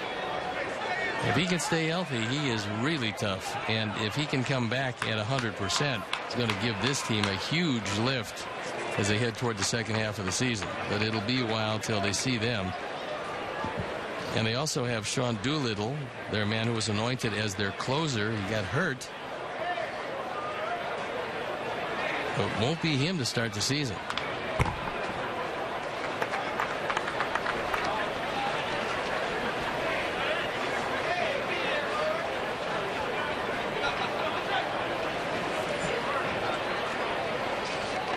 Two 6-1 for the A's. 0-2-1 for our Sox.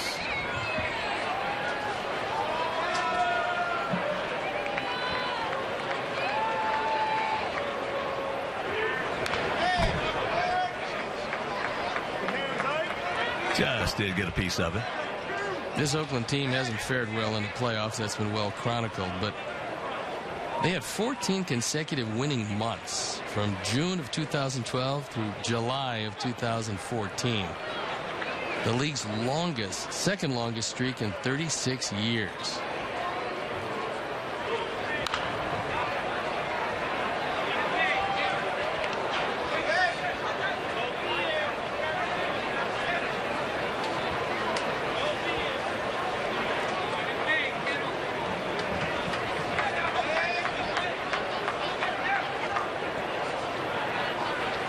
Friday, who came into the game as a pinch runner and took over in right field in the on-deck circle.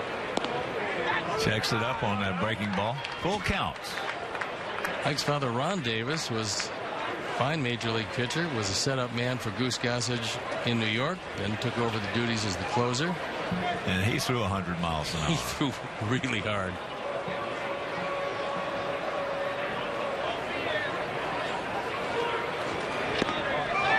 That's a nasty pitch right there, Ike. Don't even feel bad. Just grab some bench. Meanwhile, nothing across.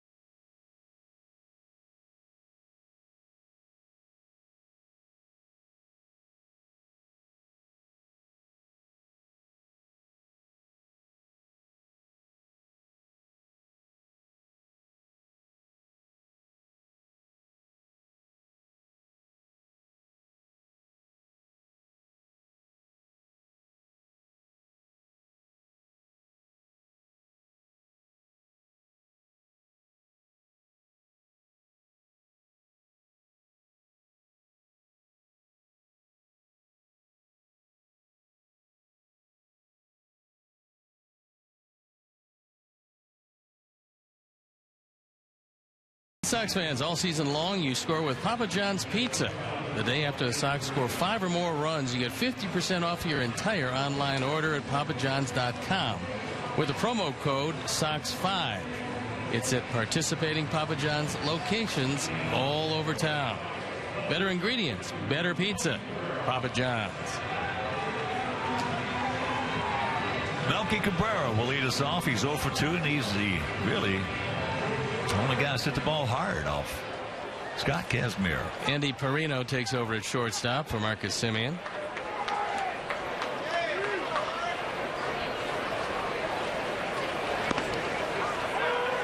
First pitch strike.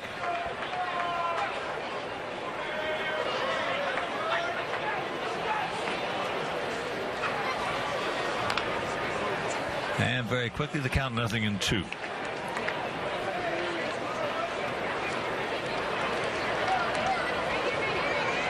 Abreu on deck. Garcia in the hole.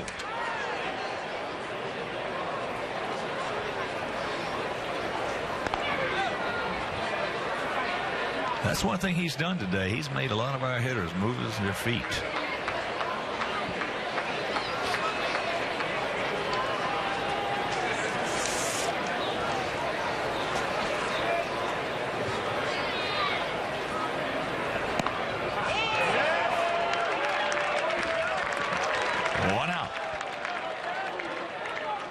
Max Muncy is taken over at first base for Davis.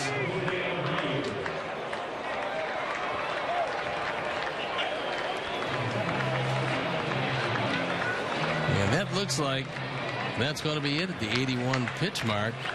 They haven't been stressful pitches, but Bob Melvin says that he's seen enough. A fine pitching performance by Kazmir. That's the best performance we've seen against us this spring. He was just outstanding, and he'll depart, and we'll step out and be back after these messages.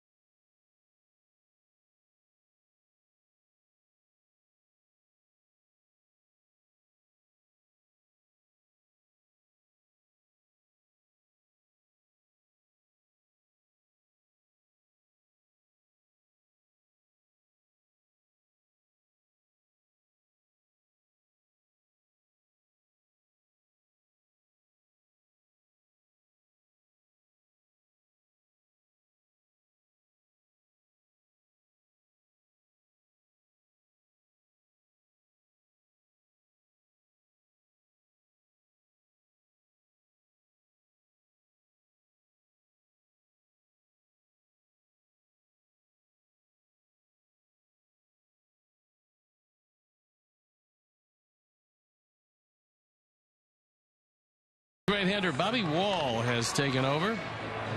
Kazmir went 5 1/3, no runs on 2 hits, both of them off the end of the bat. A couple of walks and 4 strikeouts. There's a look at what Wall did in the minor leagues. He was used as a closer, 4 or 5 in save opportunities. And he comes into this one with a 2-run lead.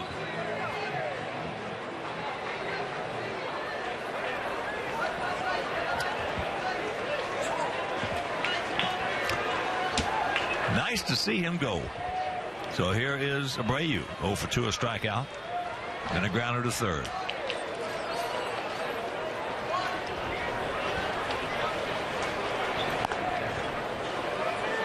That fastball up high.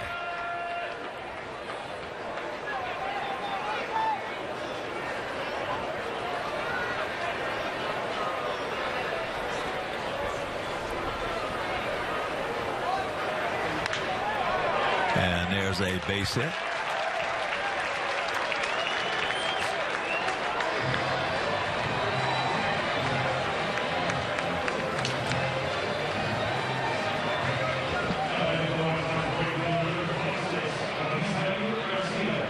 And that'll bring up Avi.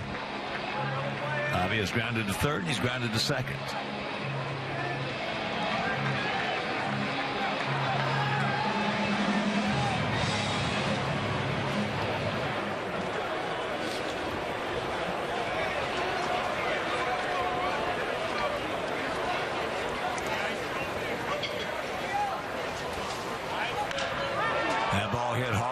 center field, and nobody is going to get that one.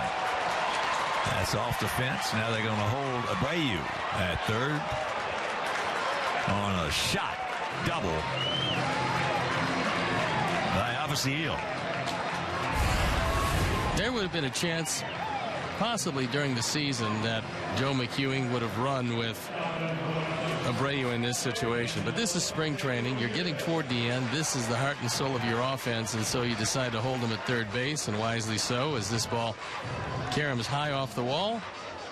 They get it back in quickly, and the young right-hander Bobby Wall getting touched up a bit. And here's our team leader, one of the leaders of the Cactus League in RBIs, Alexi. Looks at ball one. Well, I didn't even like the idea, to tell you the truth, of Abreu having to make that big, long stretch earlier in the game. You know, late in spring. Because big guys at first base who have to get out that far, it's not uncommon that they pull a hamstring. Well, you're talking about that play that Bonifacio made where he had to reach out. Way out. And have to go get it. And there's 2 more RBIs. Or at least one. Now, yeah, 2, and he's safe at second base. And this game is tied at 2. So they get Kazmir out of there, and boom, boom, boom. 17 runs batted in for Alexi this spring. He loves the warm weather, and it was 92 degrees at game time, getting a whole lot warmer now as Wall hangs a slider. And Alexi hangs one out there. The throw not good by Max Muncy. They would have had Ramirez at second, but for the throw off the mark.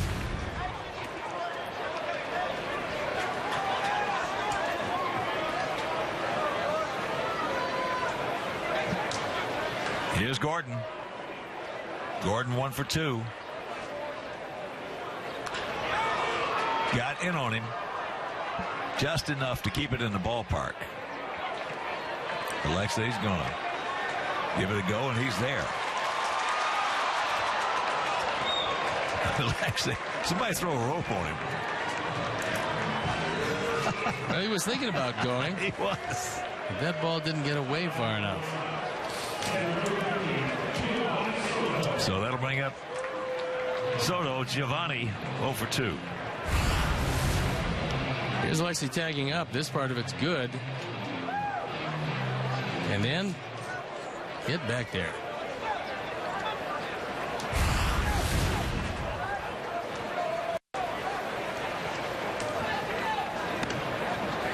That's up high. Totals on the board identical at 2, 6, and 1. 6,184 in the house.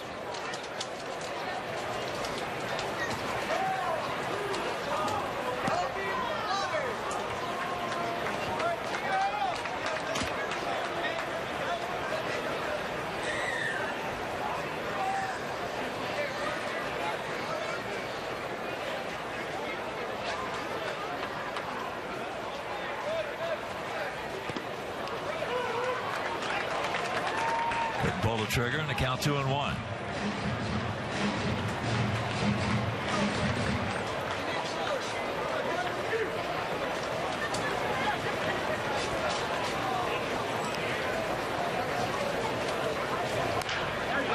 And here's a shot, base hit. Alexi will score, and the Sox lead at 3-2 on the double by Giovanni Soto.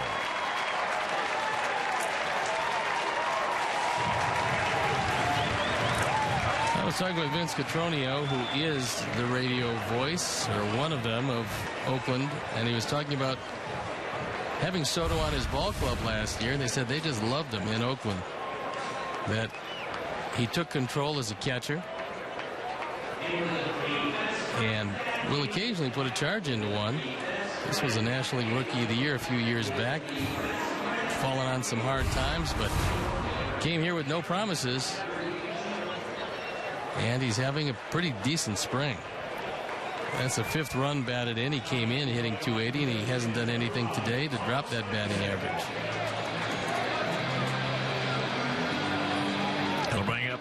Carlos Sanchez, one of the switch hitters in the lineup. Cabrera, Sanchez, and Bonifacio.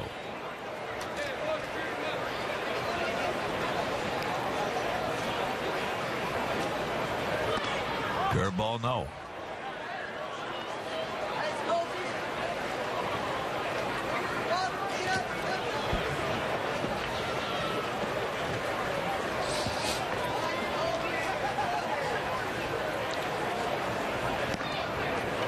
Breaking ball, yes. 1-1.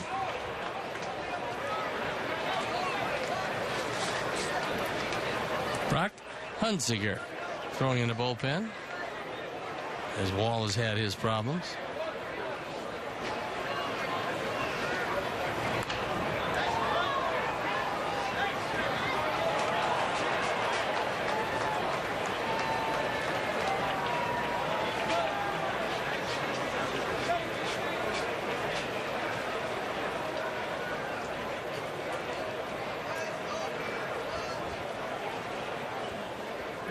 Sanchez has had a good spring. He's a good player. That's a fair ball. He thought it was foul. So he is thrown out. Meanwhile, we score 3. We lead at 3-2 right now. Let's go back to our studios in Chicago and Jen Lauda.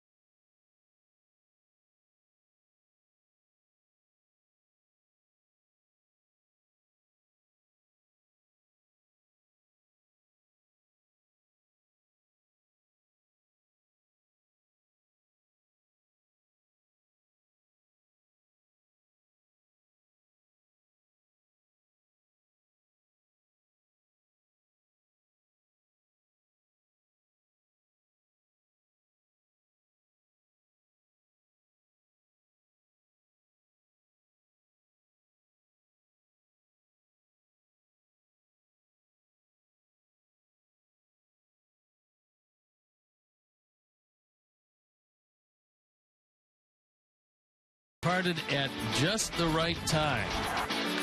And the Sox offense was so happy that Abreu single, Garcia double, Ramirez with a 2-run double, and then Giovanni Soto rifled it down the line, and the Sox took a 3-2 lead.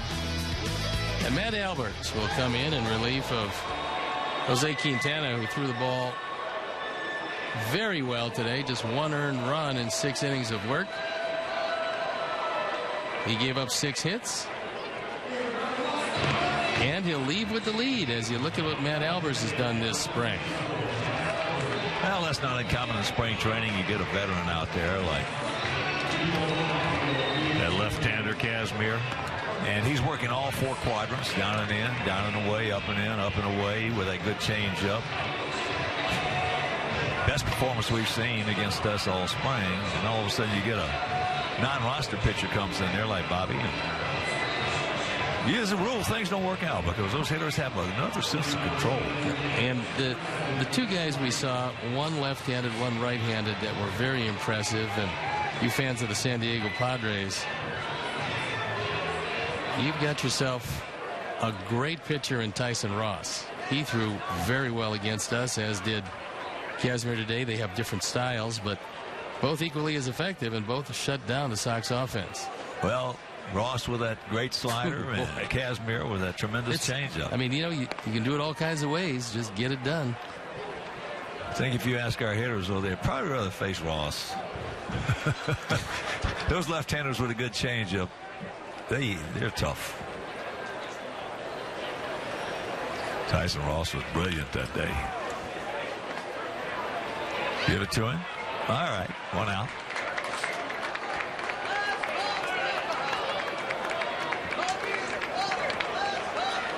Jason Pridey.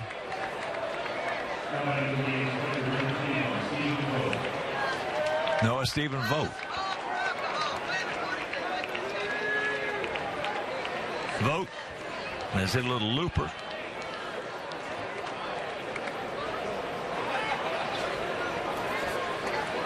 To second. Then he hit a tough play that Bonifacio made a brilliant play on.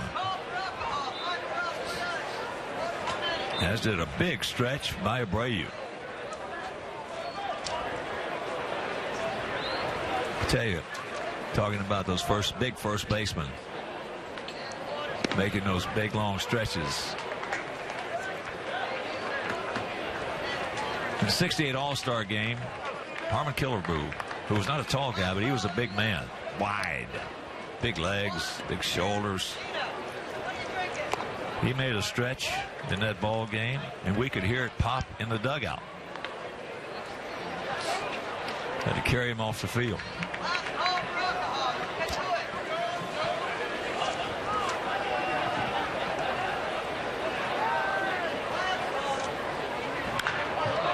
That ball hit hard. And foul, thank you very much.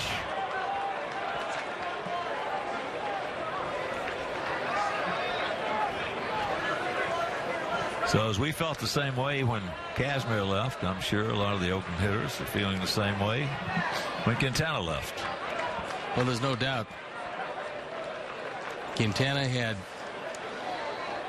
if not overwhelming, he had very good stuff, and the best part about it was he went through 6 innings and didn't walk anybody.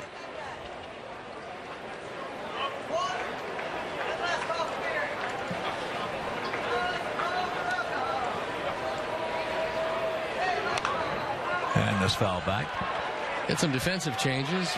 Rondon comes in at second base. Bonifacio will now shift to third, and J.B. Shuck takes over in left field. And while we have a moment, I want to sound a big White Sox hello and congratulations. They had a huge trivia game last night down in just outside of South Bend, Indiana, and a team of White Sox fans. They won it, and the team's name, it was the Can of Corn team. Watch out.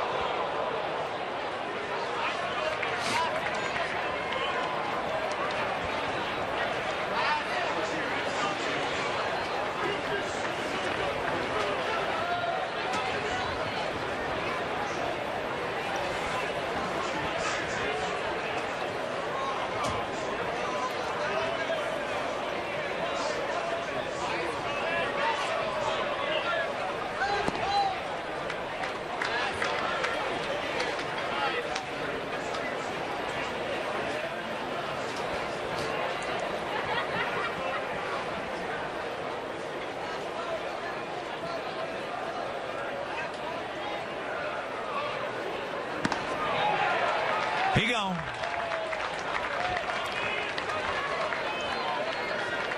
Jose went 6 strong. Here's some of the highlights.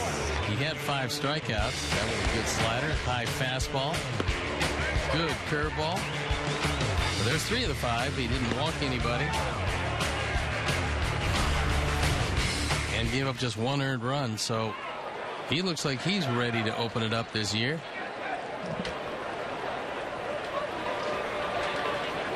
As does Scott Kazmir.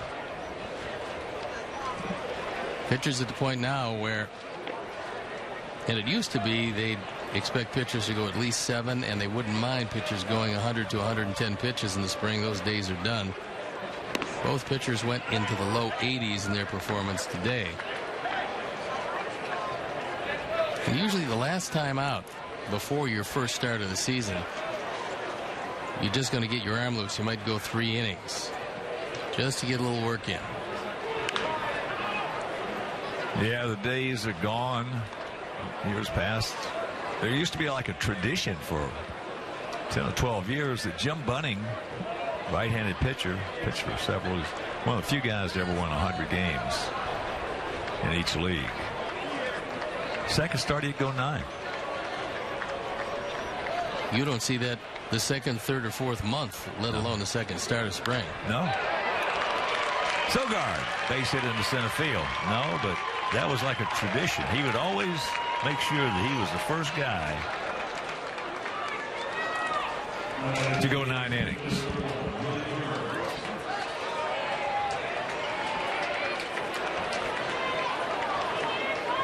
I went in and had a chance to talk with him as he became a senator in his second life. We were in Washington to lobby for ALS, get some more funding.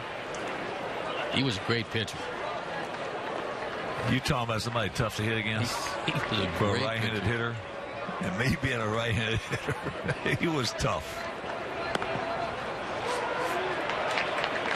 It looked like every pitch was coming from third base.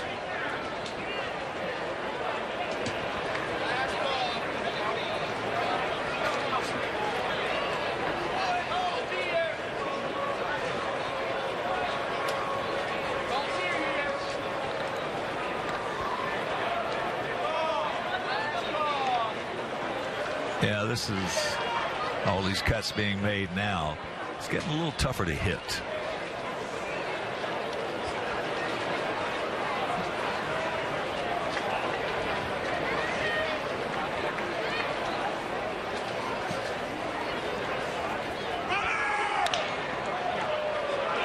Oh, nice.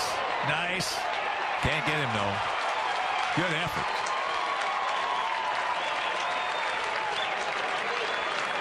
Rondon, a good effort right there. Just couldn't quite get it.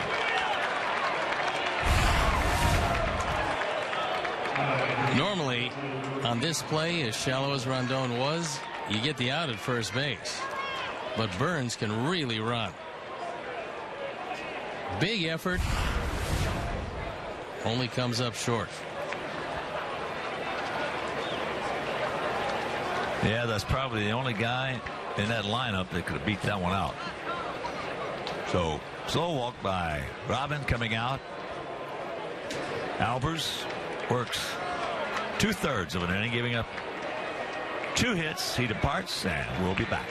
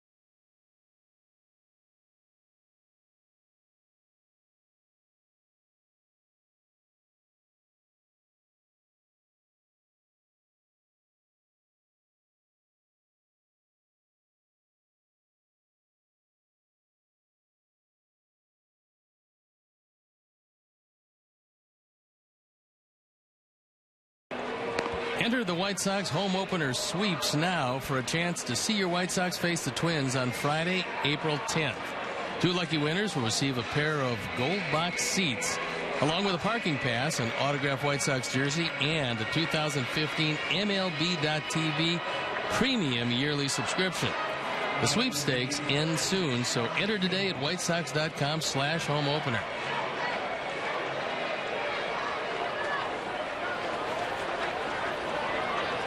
Dan Jennings comes into the ball game.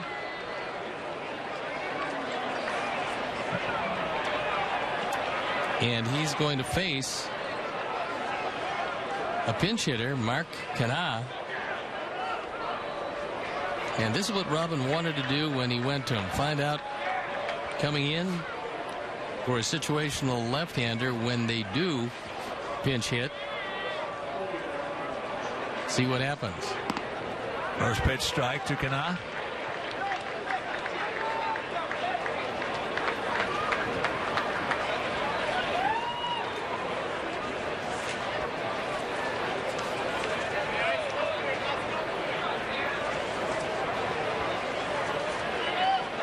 Two on, two out here in the top of the 7th inning.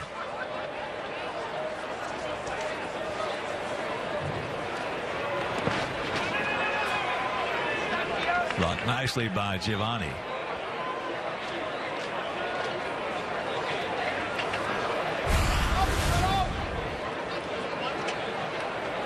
Good stop as this one hits the ground, as so many will. They back up as soon as they hit, spin the other direction.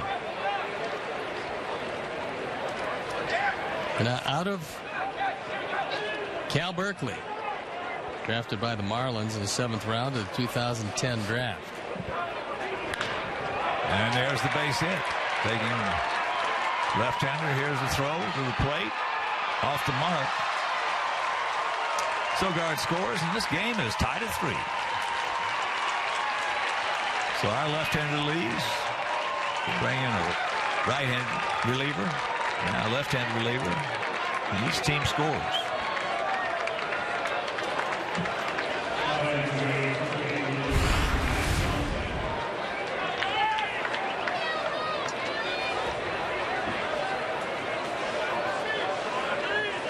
Max Muncy is going to get his first at bat of the day as Canal will leave for pinch runner.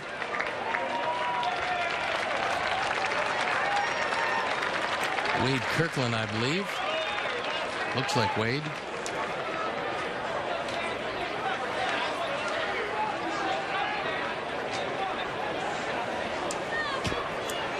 So here's Muncy.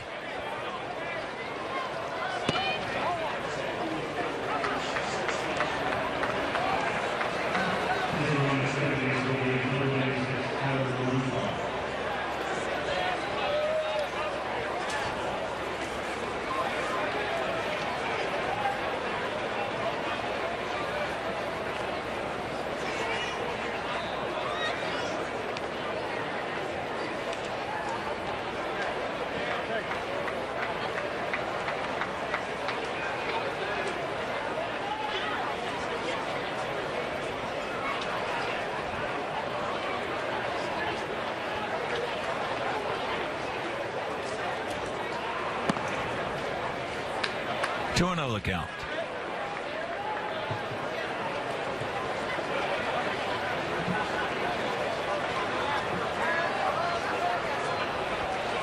We didn't get a chance to see that Chris Bryant yesterday, but today he's 4 for 4. Not surprising. He's all of which has stayed in the park, though. He's just tearing it up. Wind must be blowing in. Well, he is hitting 472. That's good. Nice spring.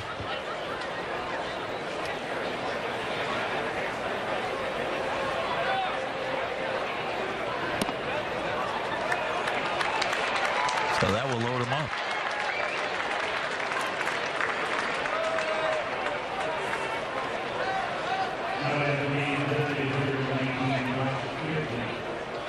And here comes Josh Fagley. Michael Clado starts to throw in the bullpen. Last time we saw him, he had an outstanding outing. 2 perfect innings.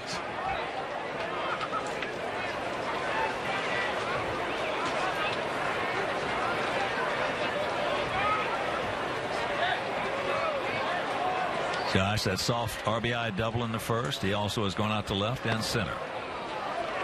Stacks packed with A's. 2 down.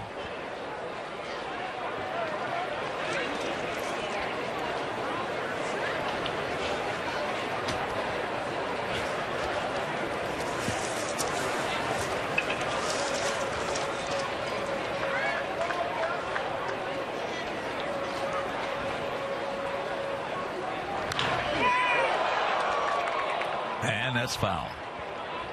Just foul.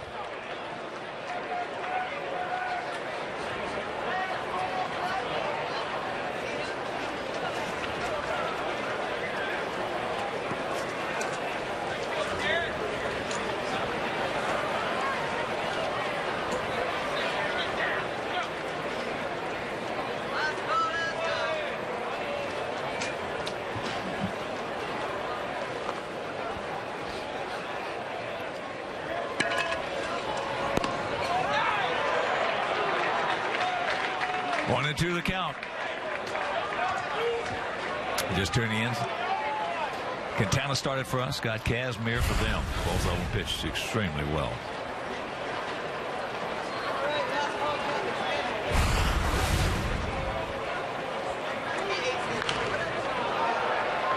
Gosh, good approach to that pitch. Fouls it away right side.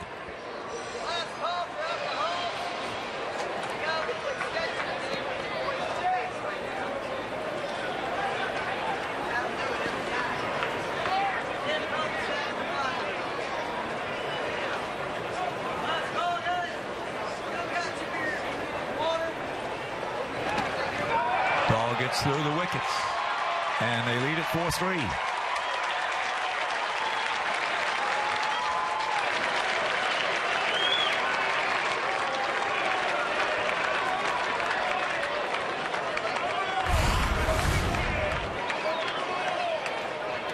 Trying to wipe them out, get out of the inning. That ball, which was a change, flattens out. Goes right through the legs of Soto.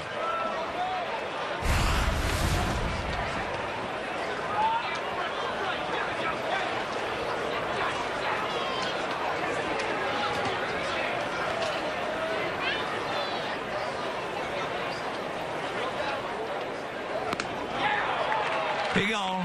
With some damage is done. They put a 2-spot on the board with a 7th inning stretch. We trail it by 1.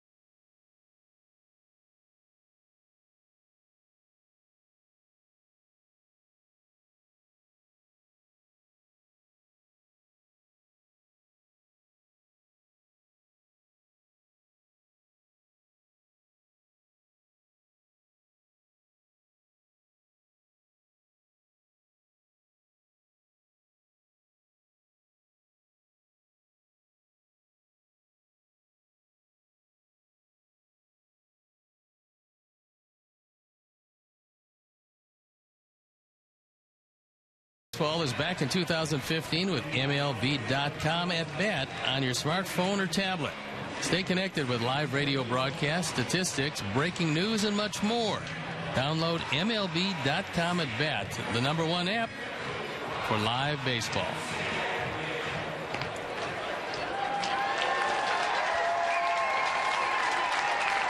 Very enthusiastic vendor. And former White Sox right-hander Chris Bassett comes into the game. On for the 5th time this spring. Hasn't been overly impressive to this point. Left-handers have really hurt him, hitting a robust .440 against him. And he went over there in the Jeff Samardzija trade.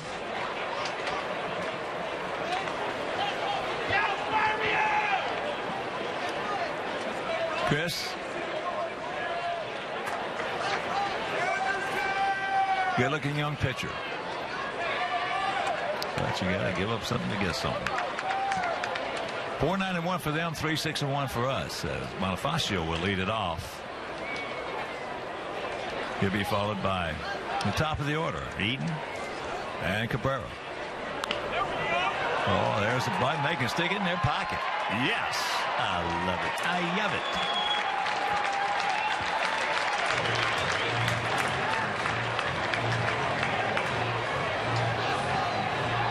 It's something that Adam Eaton has tried a couple of times, but hasn't been able to get it down yet. And Emilio with just an excellent bunt. His fingers might have been wrapped in front of the barrel, which is something you don't want to do, but he lays it down perfectly.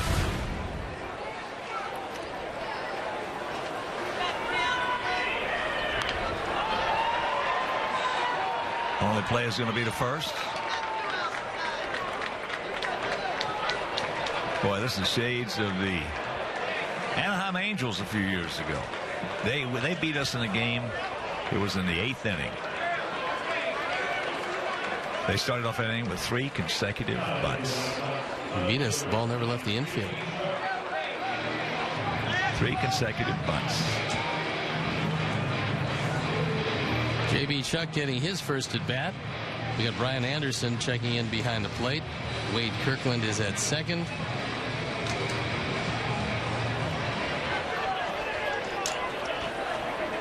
Something we have not seen a White Sox team in many moons. Start off an inning with a bunt and bunt him over. JB's had an outstanding spring. Very, very impressive.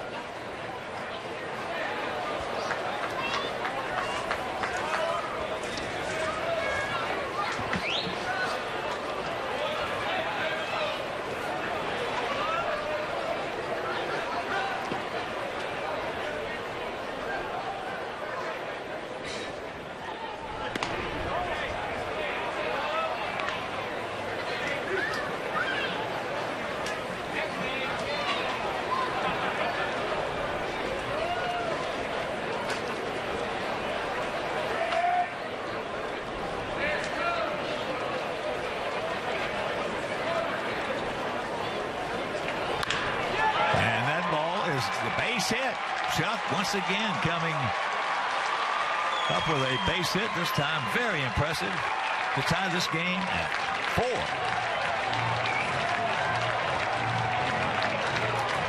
4. If he was thinking about going to third base, he took that turn at second very impressively.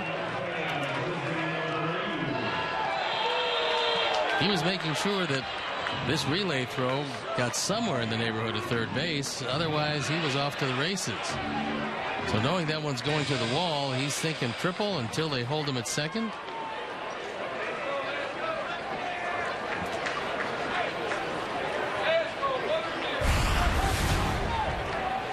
During the regular season, they would just put up 4 fingers, but this is spring training.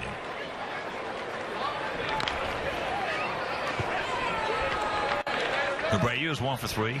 Started off that 3-run 6th with a 1-out single.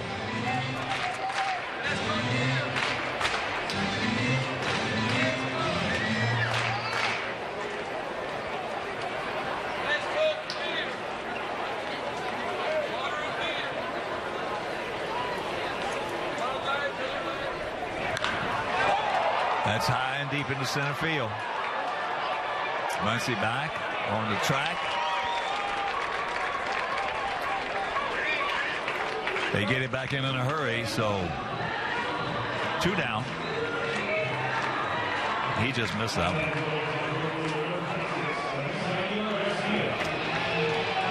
That'll bring up Avi. Avi 1 for 3.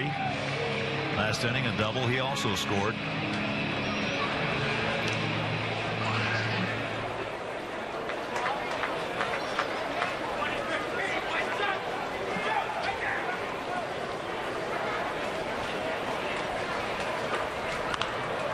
Big curveball from Bassett. You got a big curveball out here. You got a pretty good curveball.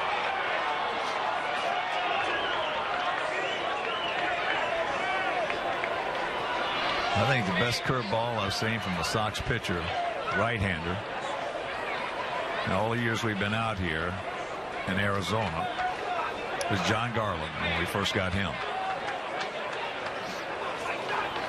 who later became a sinker ball pitcher and had a nice career. Former #1 pick of the Cubs. Yeah. Traded over for Matt Karshner. And he did have a good career.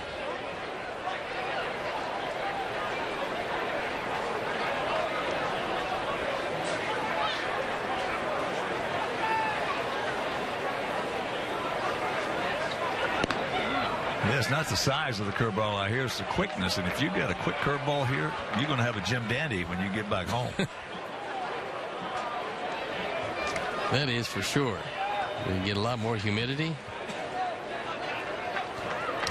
Out here, not a whole bunch of those seams to grab a hold of.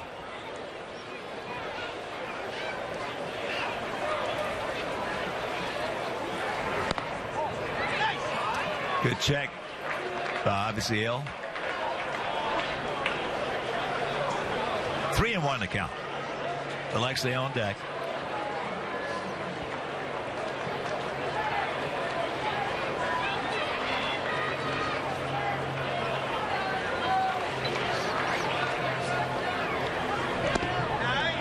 And here comes Alexei.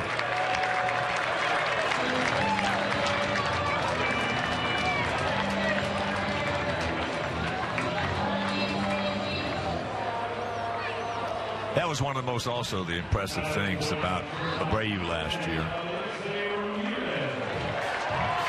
You get a lot of young rookies coming into a league who are as strong as Abreu. And they have a tendency to want to just swing that bat. They don't want to take their walks. He took his walks.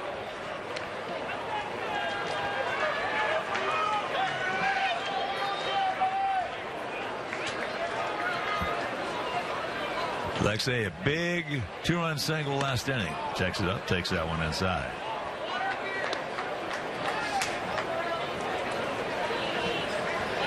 Alexei now 17 RBIs.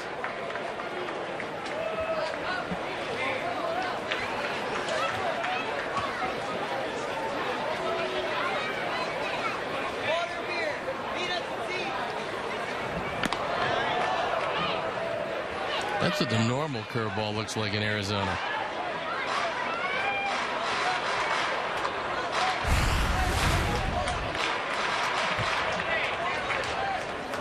Yeah, that's it. You can see it just kind of rolls out. You don't get a good grip on it. You can't impart a whole lot of spin on it. And that's what it'll do. Alexei probably now leading the Cactus League in RBIs with 17. He was tied with Chris Bryant at 15 coming in to the day, and Bryant did not have an RBI even though he went 4 for 4.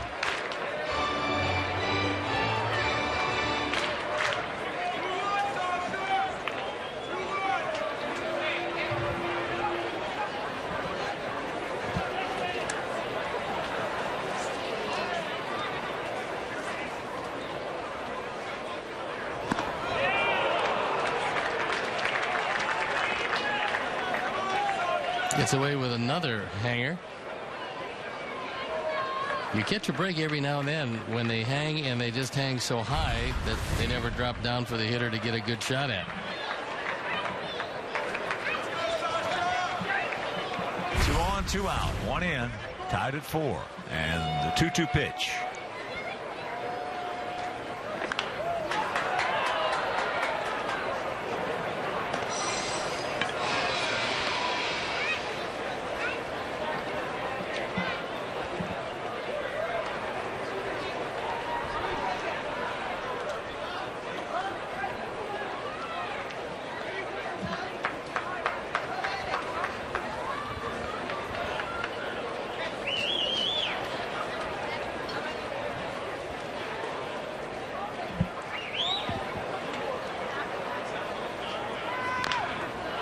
Chops that 2-2 foul.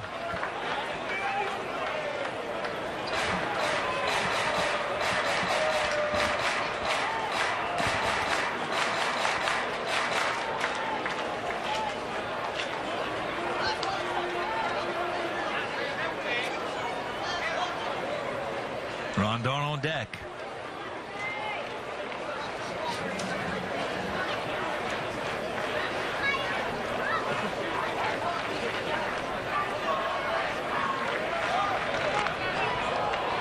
Took something off. Ivy was on the move.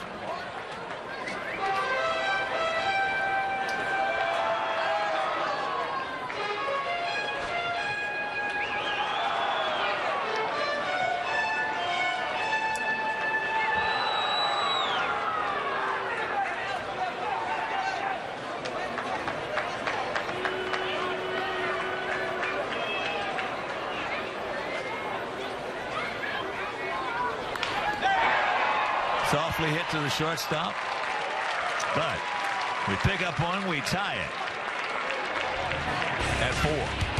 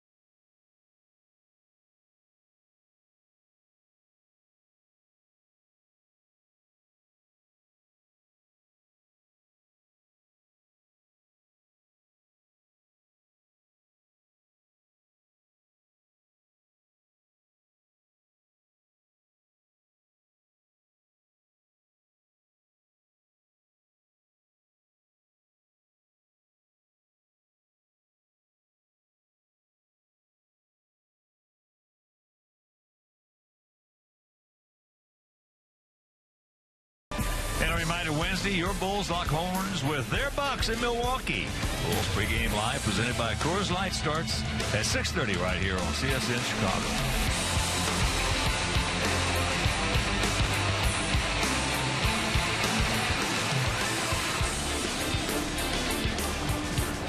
It's a 4-4 tie, 8th inning, and a pitching change for us. As Michael Clado comes into the ball game. On for the 7th time. His ERA just under 5. 9 strikeout to 7 in the 3rd.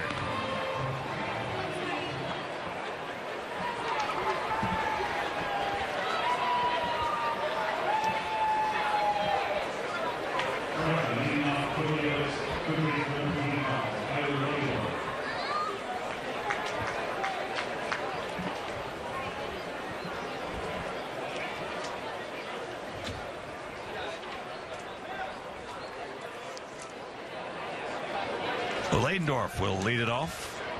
Tyler Ladendorf takes first pitch strike. Tyler 0 for 3 with an RBI. Knocked in a run back in the first inning. They scored 2 in the first, 2 in the 7th. We scored 3 in the 6th, 1 in the 7th.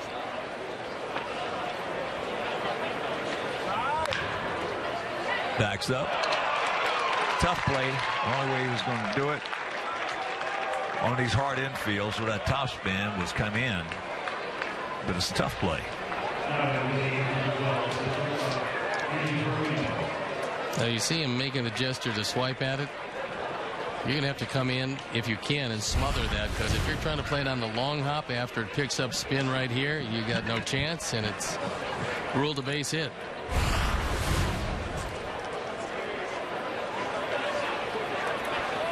Yep. That in-between hop, you got to, if you make a mistake on it, you got to make it coming in.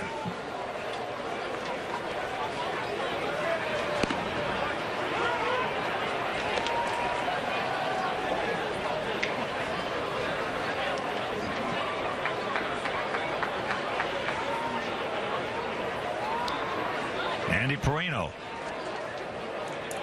making his first plate appearance.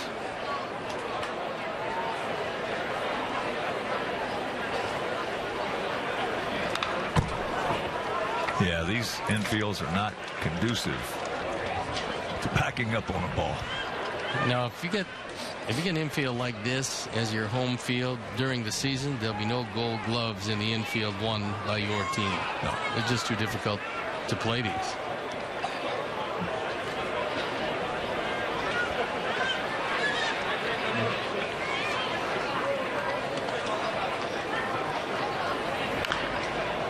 Chops that one foul.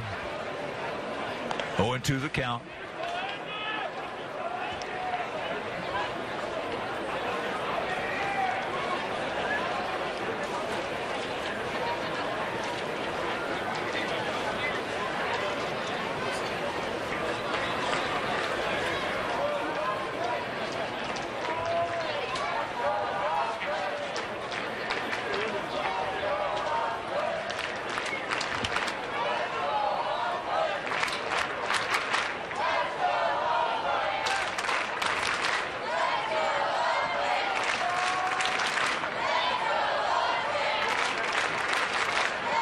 Perino was originally selected by the Padres, 2007. Gap out there in right center. Not a cloud in the sky. And that's trouble. Nice stop right there by Avi. Now he drops it. And here's the throw to the plate. He's safe with Perino in the third, and it's a 5-4 Oakland lead.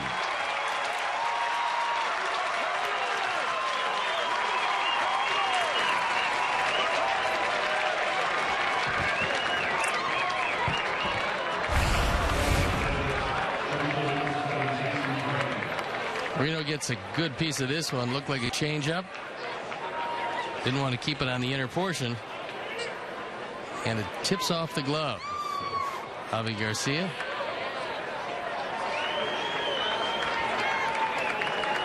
And Leidendorf outruns the arm on the relay.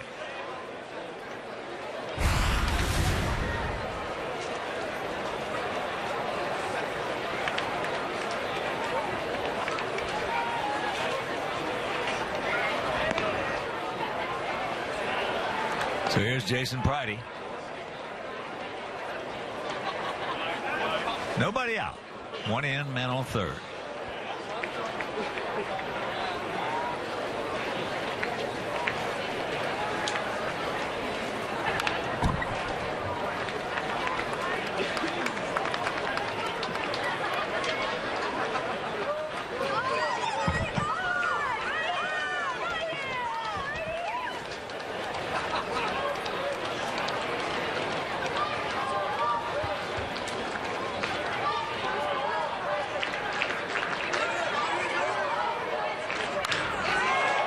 That ball hit hard in the center field and deep. Way back. And it's a 7-4 Oakland lead.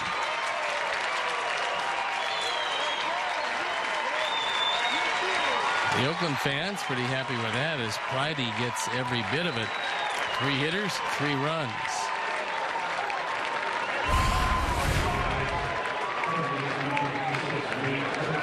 High fastball. Not much doubt.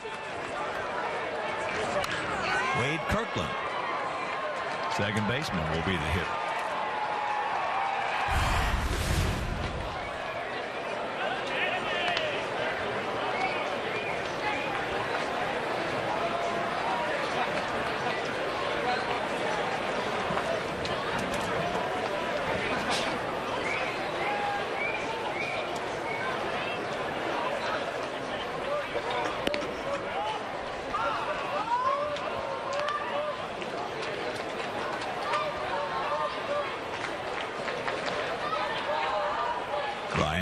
On deck.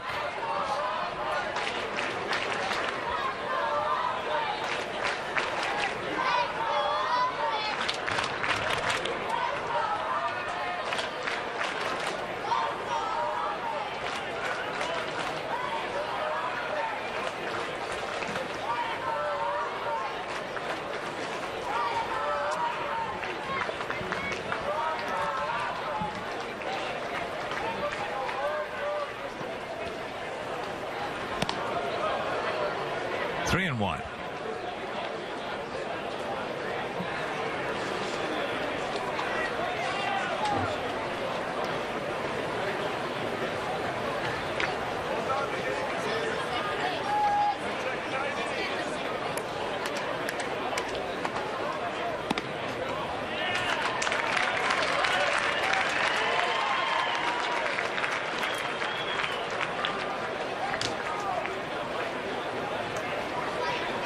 And Coop out.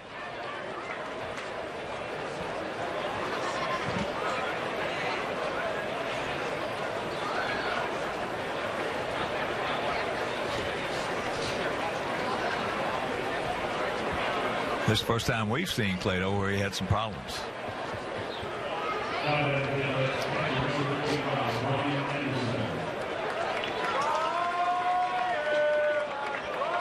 It's going to be the first at bat for Brian Anderson.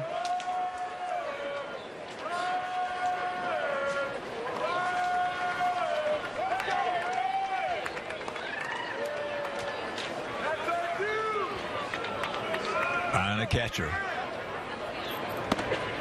Takes ball 1.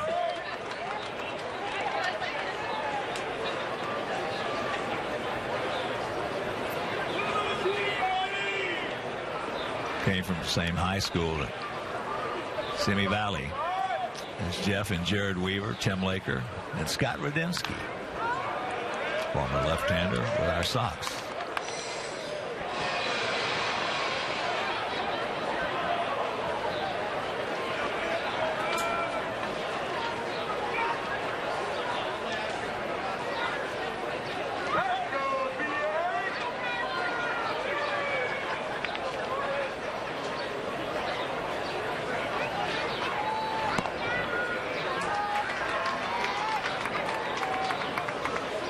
The count.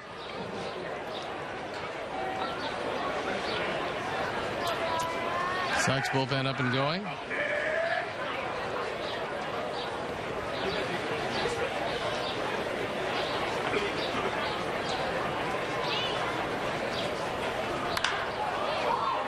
That evens it at 2.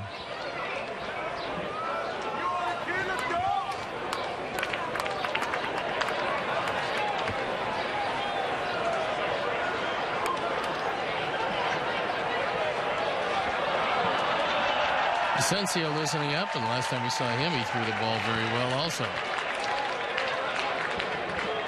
Jairo Asensio.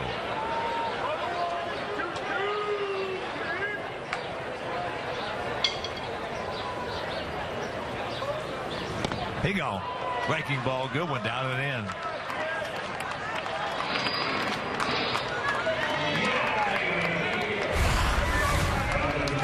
Best pitch of the inning so far. And the first out recorded. And here's Billy Burns. He is 2 for 4 today. Check that. Make that 3 for 4. Couple of runs scored. A pesky, speedy little player.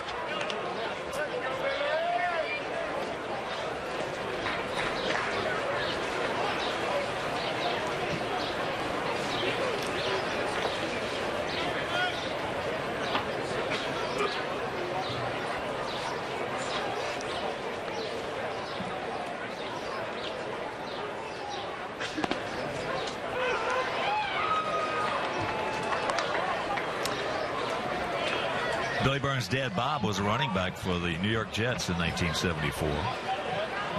And the quarterback of that team, of course, was number 12. Joe Namath, Beaver Falls, Pennsylvania. What a great quarterback. And there's another base hit by Burns.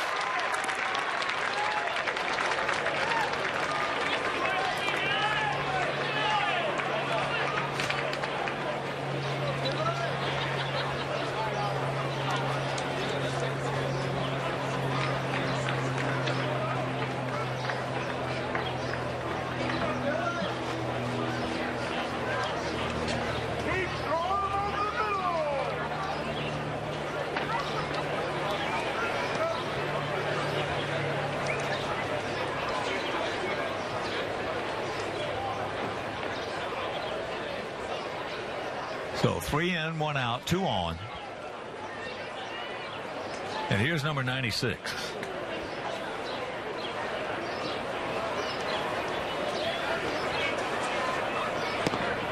Takes a strike.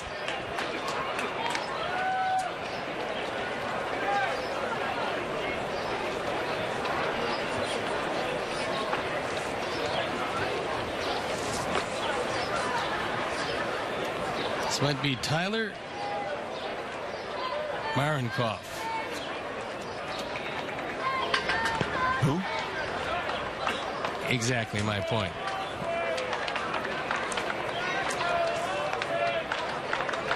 I believe it's Marinkoff. Tyler Marinkoff.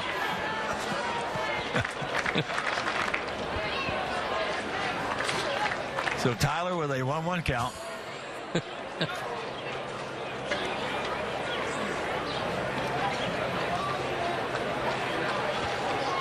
You know you're digging deep when they're not on your sheet.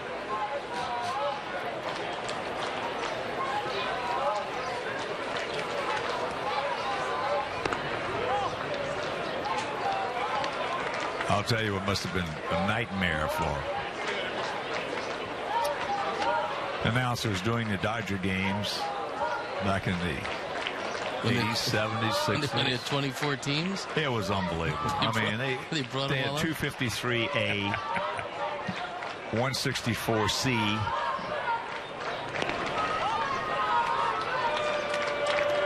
They had the biggest farm system in baseball. One time they had 30-something farm teams.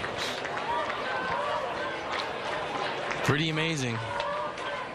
Well, when I signed in 1959, Dodgers tried to sign me, and they had 3 AAA teams. As that's a strike. So a full count. And I was a center fielder. And some of the guys that they had on some of those farm systems became outstanding center fielders. Not with the Dodgers, but they were traded away.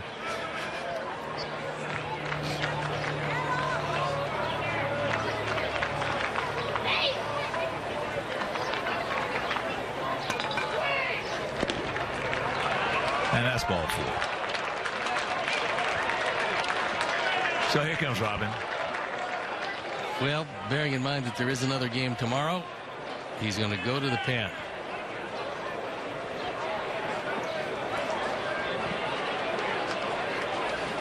As we mentioned, first time that we have seen Clayton have a bad outing. So another break in the action, and we'll be back.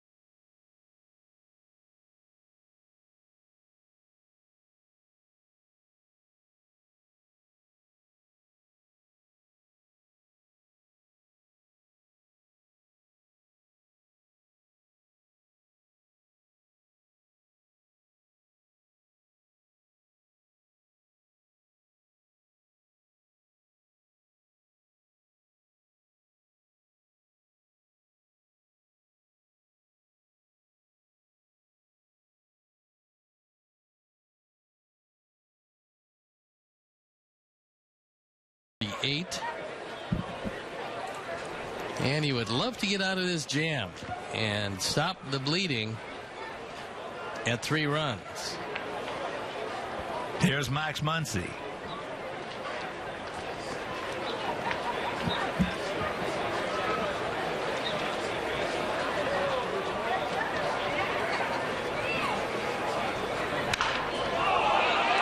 That's a fair ball right down the line, just inside the line. That's going to score at least 2. Here's the third one trying to make it, and he's going to get there. So 3 more go up on the board. I think it hit the bag.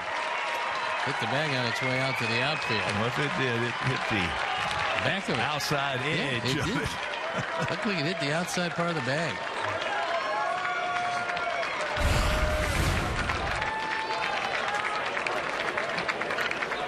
In any event, it goes down in the corner, and it unloads him. So it's a 10-4 game.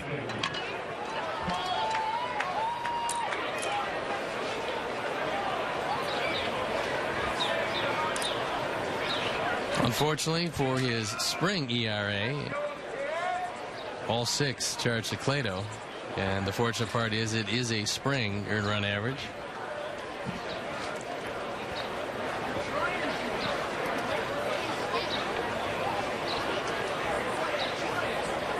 Still 1 out. Josh takes a strike. Fegley. Fegley not real happy, but I get a feeling that strike zone is going to get a little bit bigger at 94 or 95 degrees on the field late in the spring in a 10-4 game.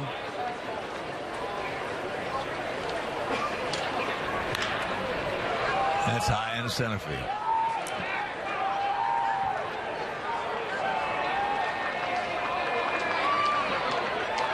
Strong throw by Adam. He's got a strong arm, accurate arm. He loves to throw. Well, not so much today, but in years past that in spring training, that would be a common occurrence. And all the players knew it. All the players knew it. You get a blowout in spring training. It's been a long game. The last couple of innings, 3 innings. They tell you, swing the bat. And even sometimes in the regular season when it was 120 on the field.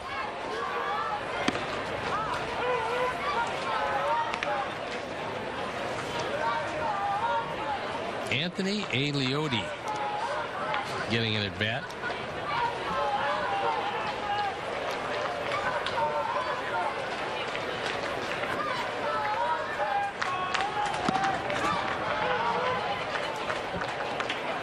The highest recorded temperature that I can ever remember as a player happened in Kansas City. We played a game.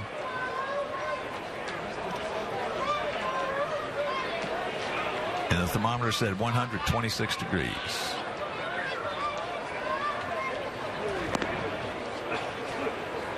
Did you play 2? No. Ernie wasn't there.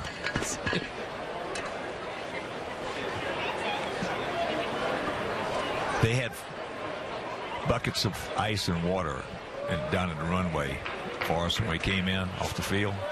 So we could, and you just stood right there and put 1 foot in each bucket.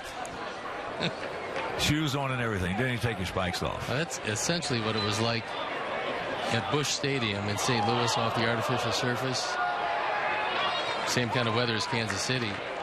And humidity was up there. And off that artificial surface, you could literally see the waves of heat. Oh, sure. You could see the wavy lines in front of your face. Yeah. Unbelievable. Yeah, but we had wool uniforms. You guys didn't. No. You guys only had 2 bases then. We had 4. But when I came in, they still had the wool uniforms that were passed down from the major leagues to the minor leagues in the San Francisco organization. And the Cal League was a very hot league. Bakersfield. I played on it. Stockton and Lodi and Visalia and Fresno. And we had the wool uniforms. Yeah, we had them out there. That was not pleasant.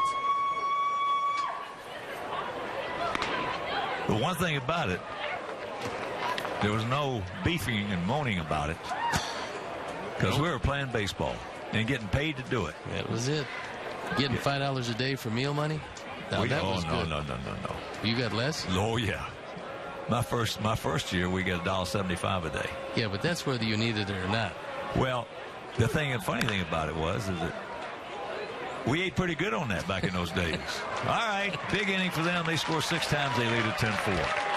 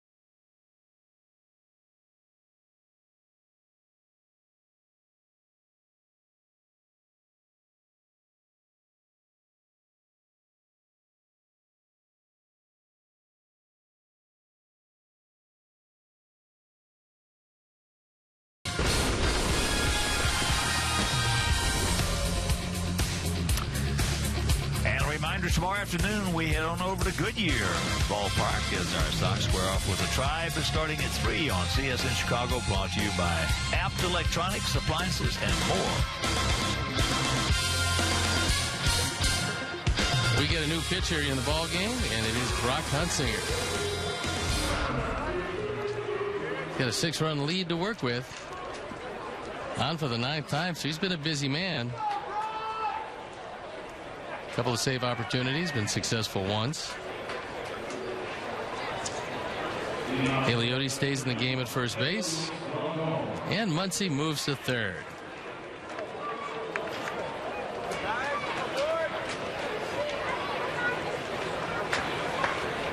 So here's Rondon.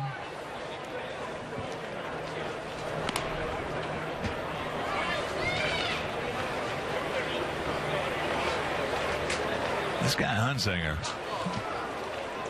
is a senior in high school in 07 in Indiana. 7-0 with a 0.16 ERA.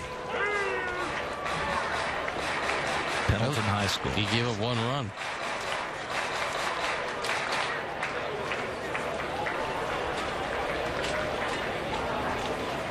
No, but talking about that meal money, we got $1.75 a day and ate very nicely, because back in those days we used to go to what they would call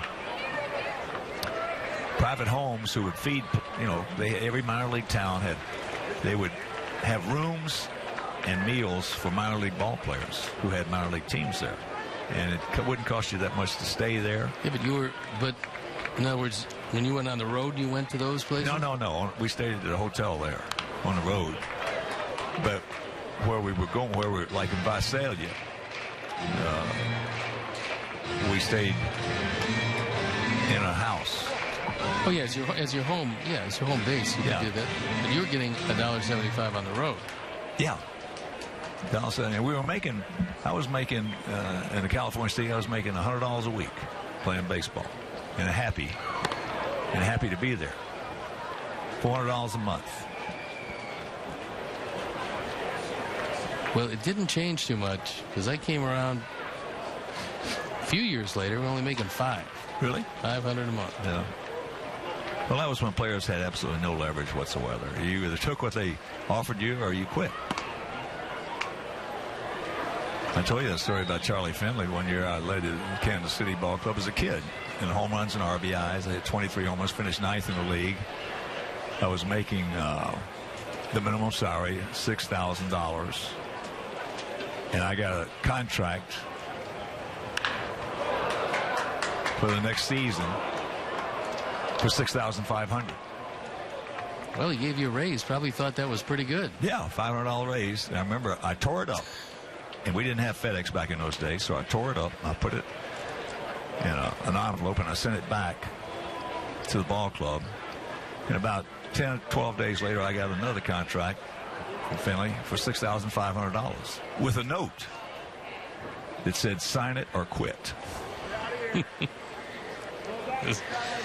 Well, I like the understanding. That was the way it was done.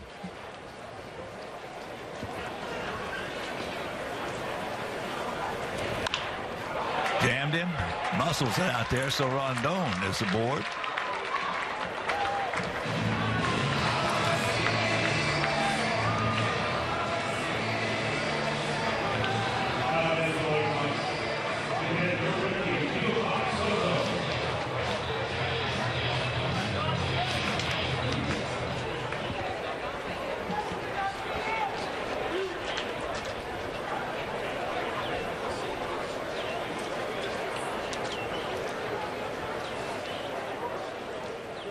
Here's Soto. Giamatti, RBI double. They put us ahead at that time. Watch out.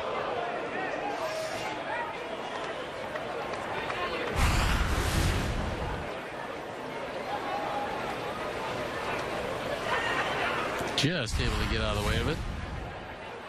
Those are some great memories, though. When you sign a pro contract and you're going to get paid to play something that you love. I know my first spring training, we didn't have lockers. We had a nail. Did they at least write your name on it? No. They had a big, long wooden slat with nails put in there. And you picked out your nail and you hung your stuff clothes there. And then for lunch, they would give you a choice. One piece of chicken, either a leg or a wing. That's all they had. A leg or a wing, or most of the time a cheese sandwich. One piece of cheese put between the 2 pieces of bread. And every now and then we would absolutely be elated when they'd put a peanut butter and jelly sandwich in there as an option. Meanwhile, we got 2 on.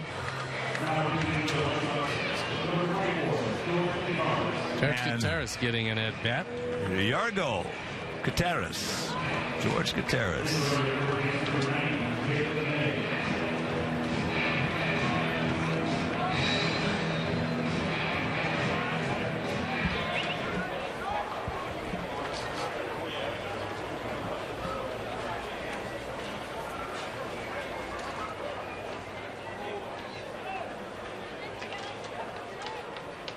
Ten runs, 14 hits, 1 error for them. They just scored 6 in the top half of this inning. 4 runs, 9 hits, and 1 error for us.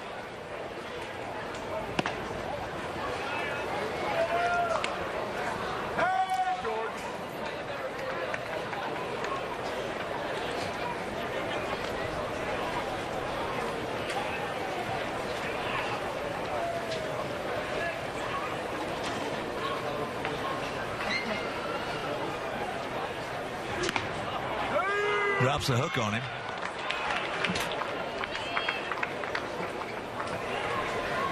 George, you want to swing at those ones?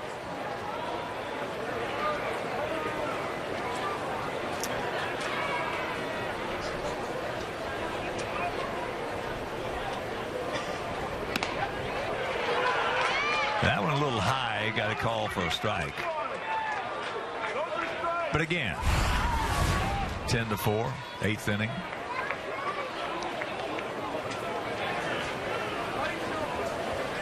Yeah, during the season, you're not going to be real happy with that particular call. Here, it's understandable.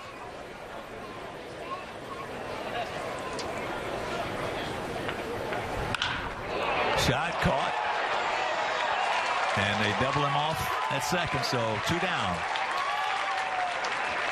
This has been, and all Sox fans are very well aware of how bad the base running has been for the last few years. This has been some of the best base running we've seen the Sox team have not made many mental mistakes. Now that you cannot be doubled up on a line drive. Not in the 8th down 6. Anytime. Yeah. But it's this has been a good one. Vince Coleman, Vinny, has done a terrific job in getting these guys to think in the right areas, being aggressive, not making mistakes. We got a pinch runner at first base. It's Jacob May. As Bonifacio getting his 4th at bat of the day. That base hit in the 7th was a bunt single, and a good one.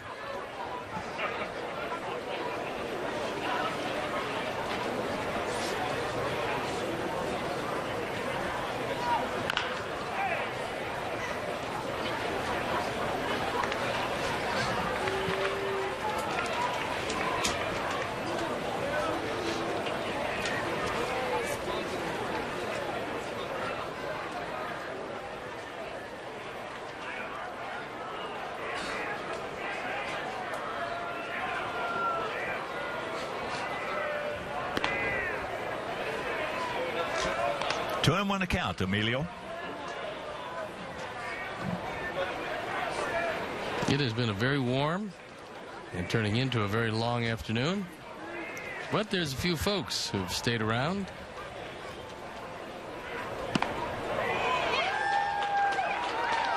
Two and 2. Let's go, Pierre. Come work for Pierre. You the last one.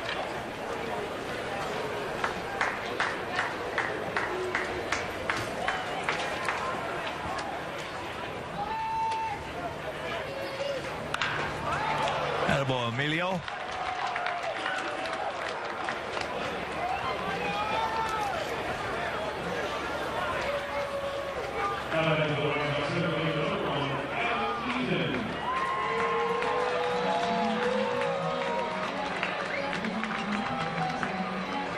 So here's Adam. He's 0 for 1 with 2 walks and a sacrifice bunt.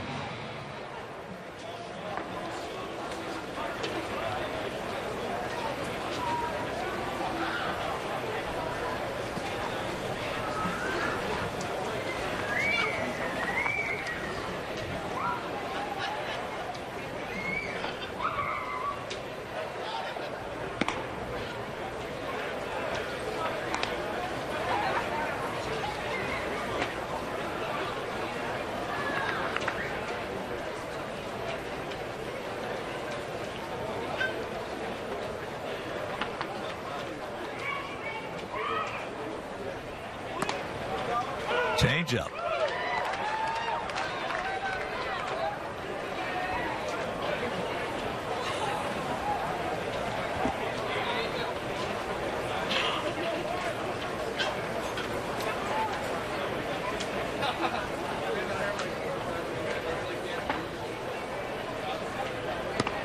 Another one. Good motion with it. And the count 1 and 2.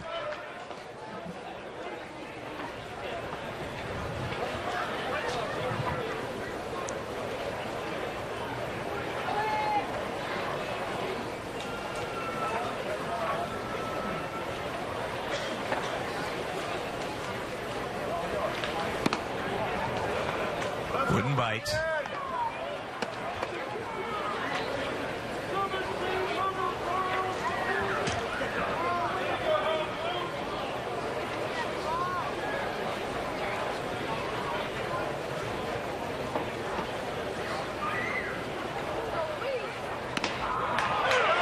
Got him. And that'll retire the side. We're into the 9th, trailing 10-4.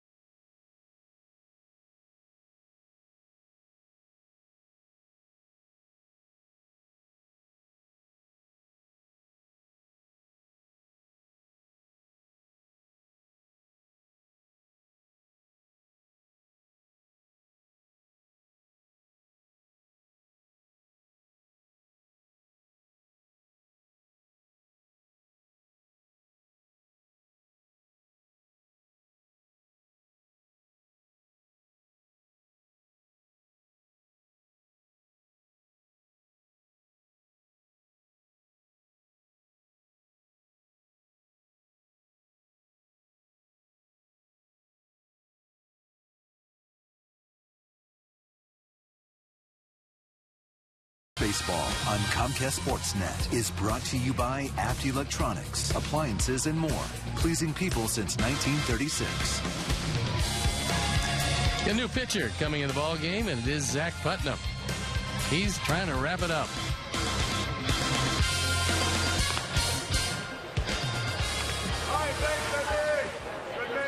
On for the 7th time.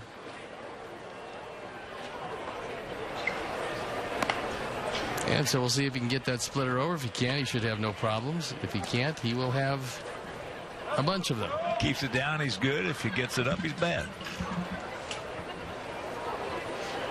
Did a good job for us last year. Most of the time, he kept it down. All in all, he had one of the better years, if not the best year out of the bullpen. Yeah, he was very dependable.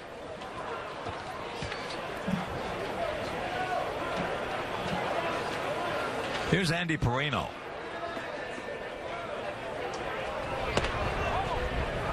Takes that pitch up high.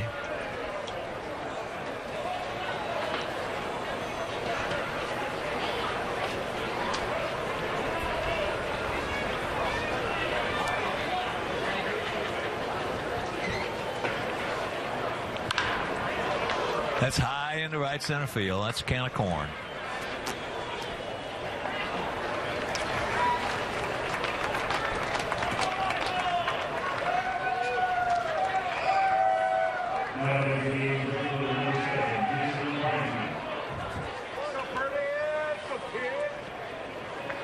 All right, he hit a bomb last time up.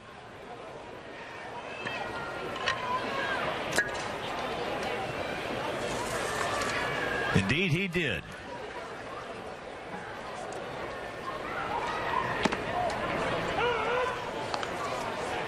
You don't see left-handed hitters hit a high fastball, a good high fastball, usually that far. Nope.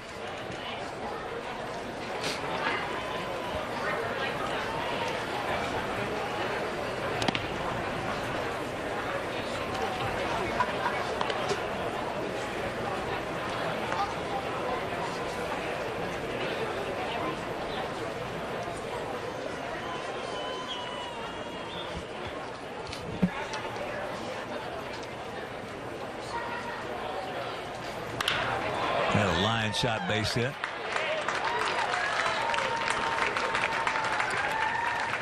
Let's go, PA. Get a rip for the kids. Get a rip for the kids.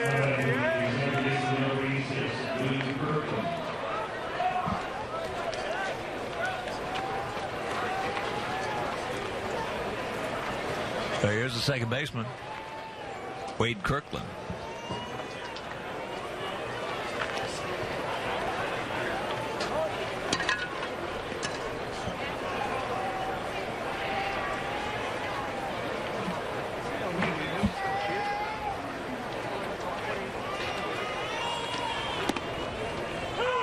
There it is.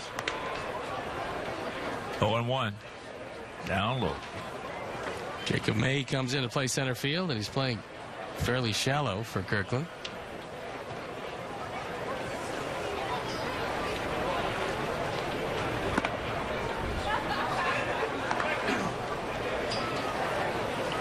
And for all those who are just joining us,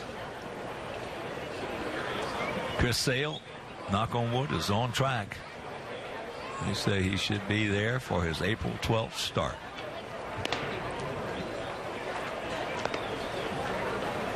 It's really quite a recovery. That's considering how much damage he actually did to the ankle. Well, the effort that Herm Schneider, Brian Ball, and their staff put into that thing was amazing. And Chris, you got to give him credit. He just took every bit of it. Oh, a nice pick right there. I'd get here early in the morning, they're in there. I'd leave after the ball game that afternoon, they're in there. Let's go. Here we go. Nice play by Medina, who's come in the game behind the plate.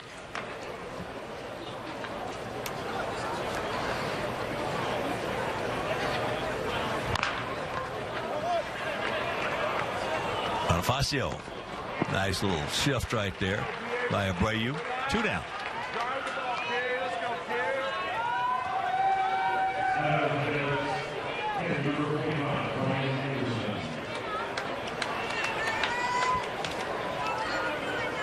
Here's the catcher, Brian Anderson.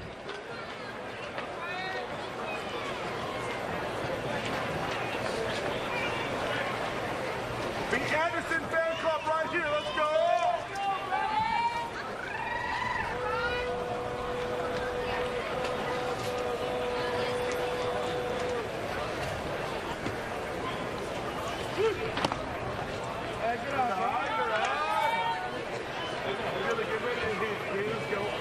And of course, that April 12th start will be against Minnesota. That'll be the third game of that series.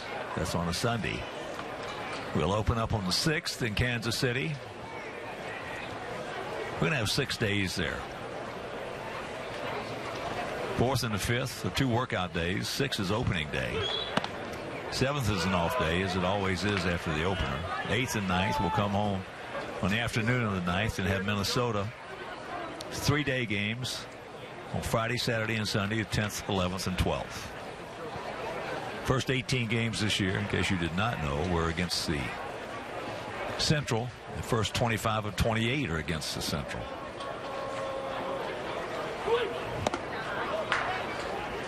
It's usually preferable to get off to a good start. This year, it's almost imperative when you take a look at how many games in the division out of the first 42. Last thing you want to do is go into that slump early and fall behind the teams you're going to be competing with for a division championship.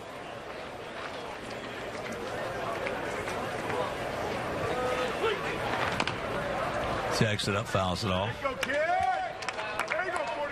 Well, for the first time in his managerial career, Robin's going to have an opportunity to try to manufacture some runs.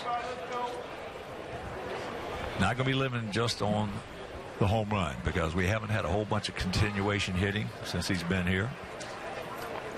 He's going to have some of that this year, but he's also, as I say, going to be able to do something with some speed and manufacture runs. And that's what you have to do against good pitchers. He gone, and that'll do it. We'll go to the bottom of the 9th. We need a lot of runs. Did you know?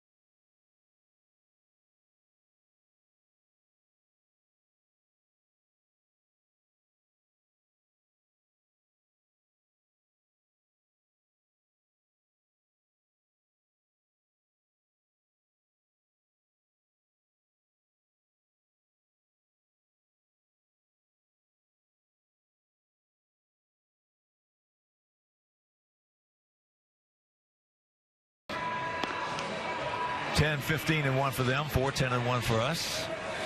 And if you're just tuning in, Jose Quintana was good today. 6 innings, giving up 4 hits, 2 runs, only 1 earned, had no walks, 5 strikeouts. And then when he exited, the stuff started hitting the fan. Pat Venditti. He is the switch pitcher. He's on for the 9th time. He can throw both right and left-handed.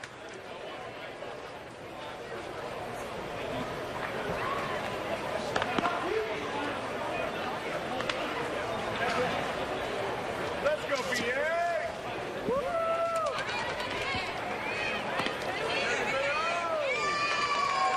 So he warms up with 4 from the right side, 4 from the left side. Pretty amazing, actually.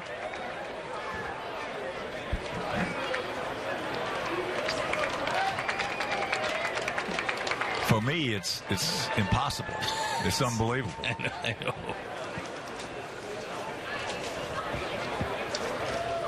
But I did play in a game. Bert Campaneris played all 9 positions, including pitching, and Bert was ambidextrous. And he could throw hard left-handed. He was a shortstop and one of the most under the radar shortstops in all of baseball for a long time.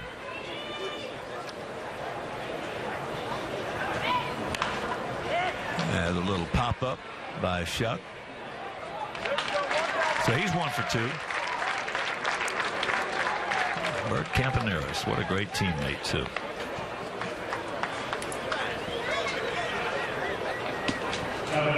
Now he's going to turn around and throw from the right side as he faces Abreu. A few guys can be his own relief pitcher.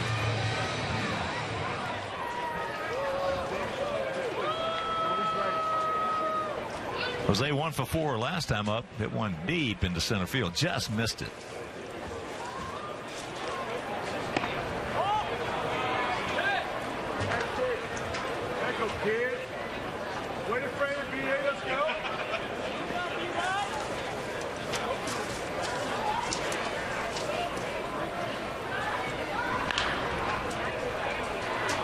High pop up.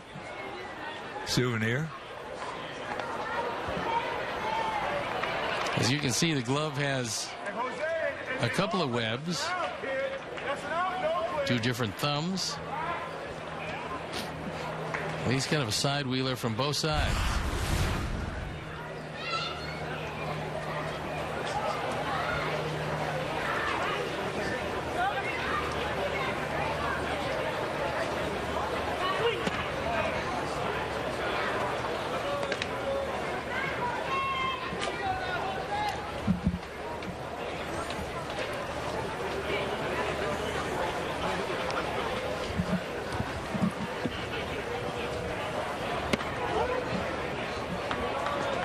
The count.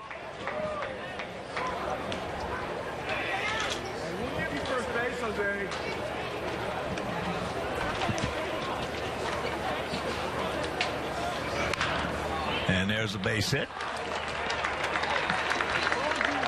So Abreu was leading the Cactus League in hitting coming in. Now 2 for 5 today, and his average is going to drop.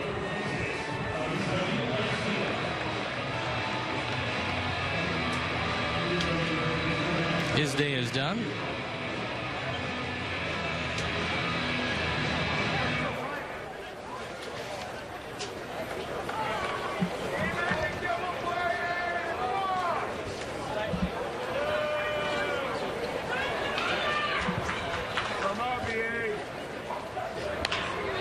Ground ball softly hit, and rack him up. This ball game is over. Jose Quintana was good. That was really the big story of this one. Kazmir was terrific for Oakland, and Quintana went 6, gave up just 1 earned run, 2 overall on 6 hits, didn't walk anybody and fanned 5. So a terrific day for Quintana in his preparation to get ready to go when the bell rings. All right, so for my partner Steve Stone, our director Jim Angier, our producer Michelle Godwin, our associate producer Tamara Anderson, our technical manager Mark Harper, also Brandon, Rusty, and all the guys. Also the executive producer Jim Cornwell Jr. This is the Hawk. So long, everybody. You've been watching Chicago White Sox baseball on Comcast Sportsnet.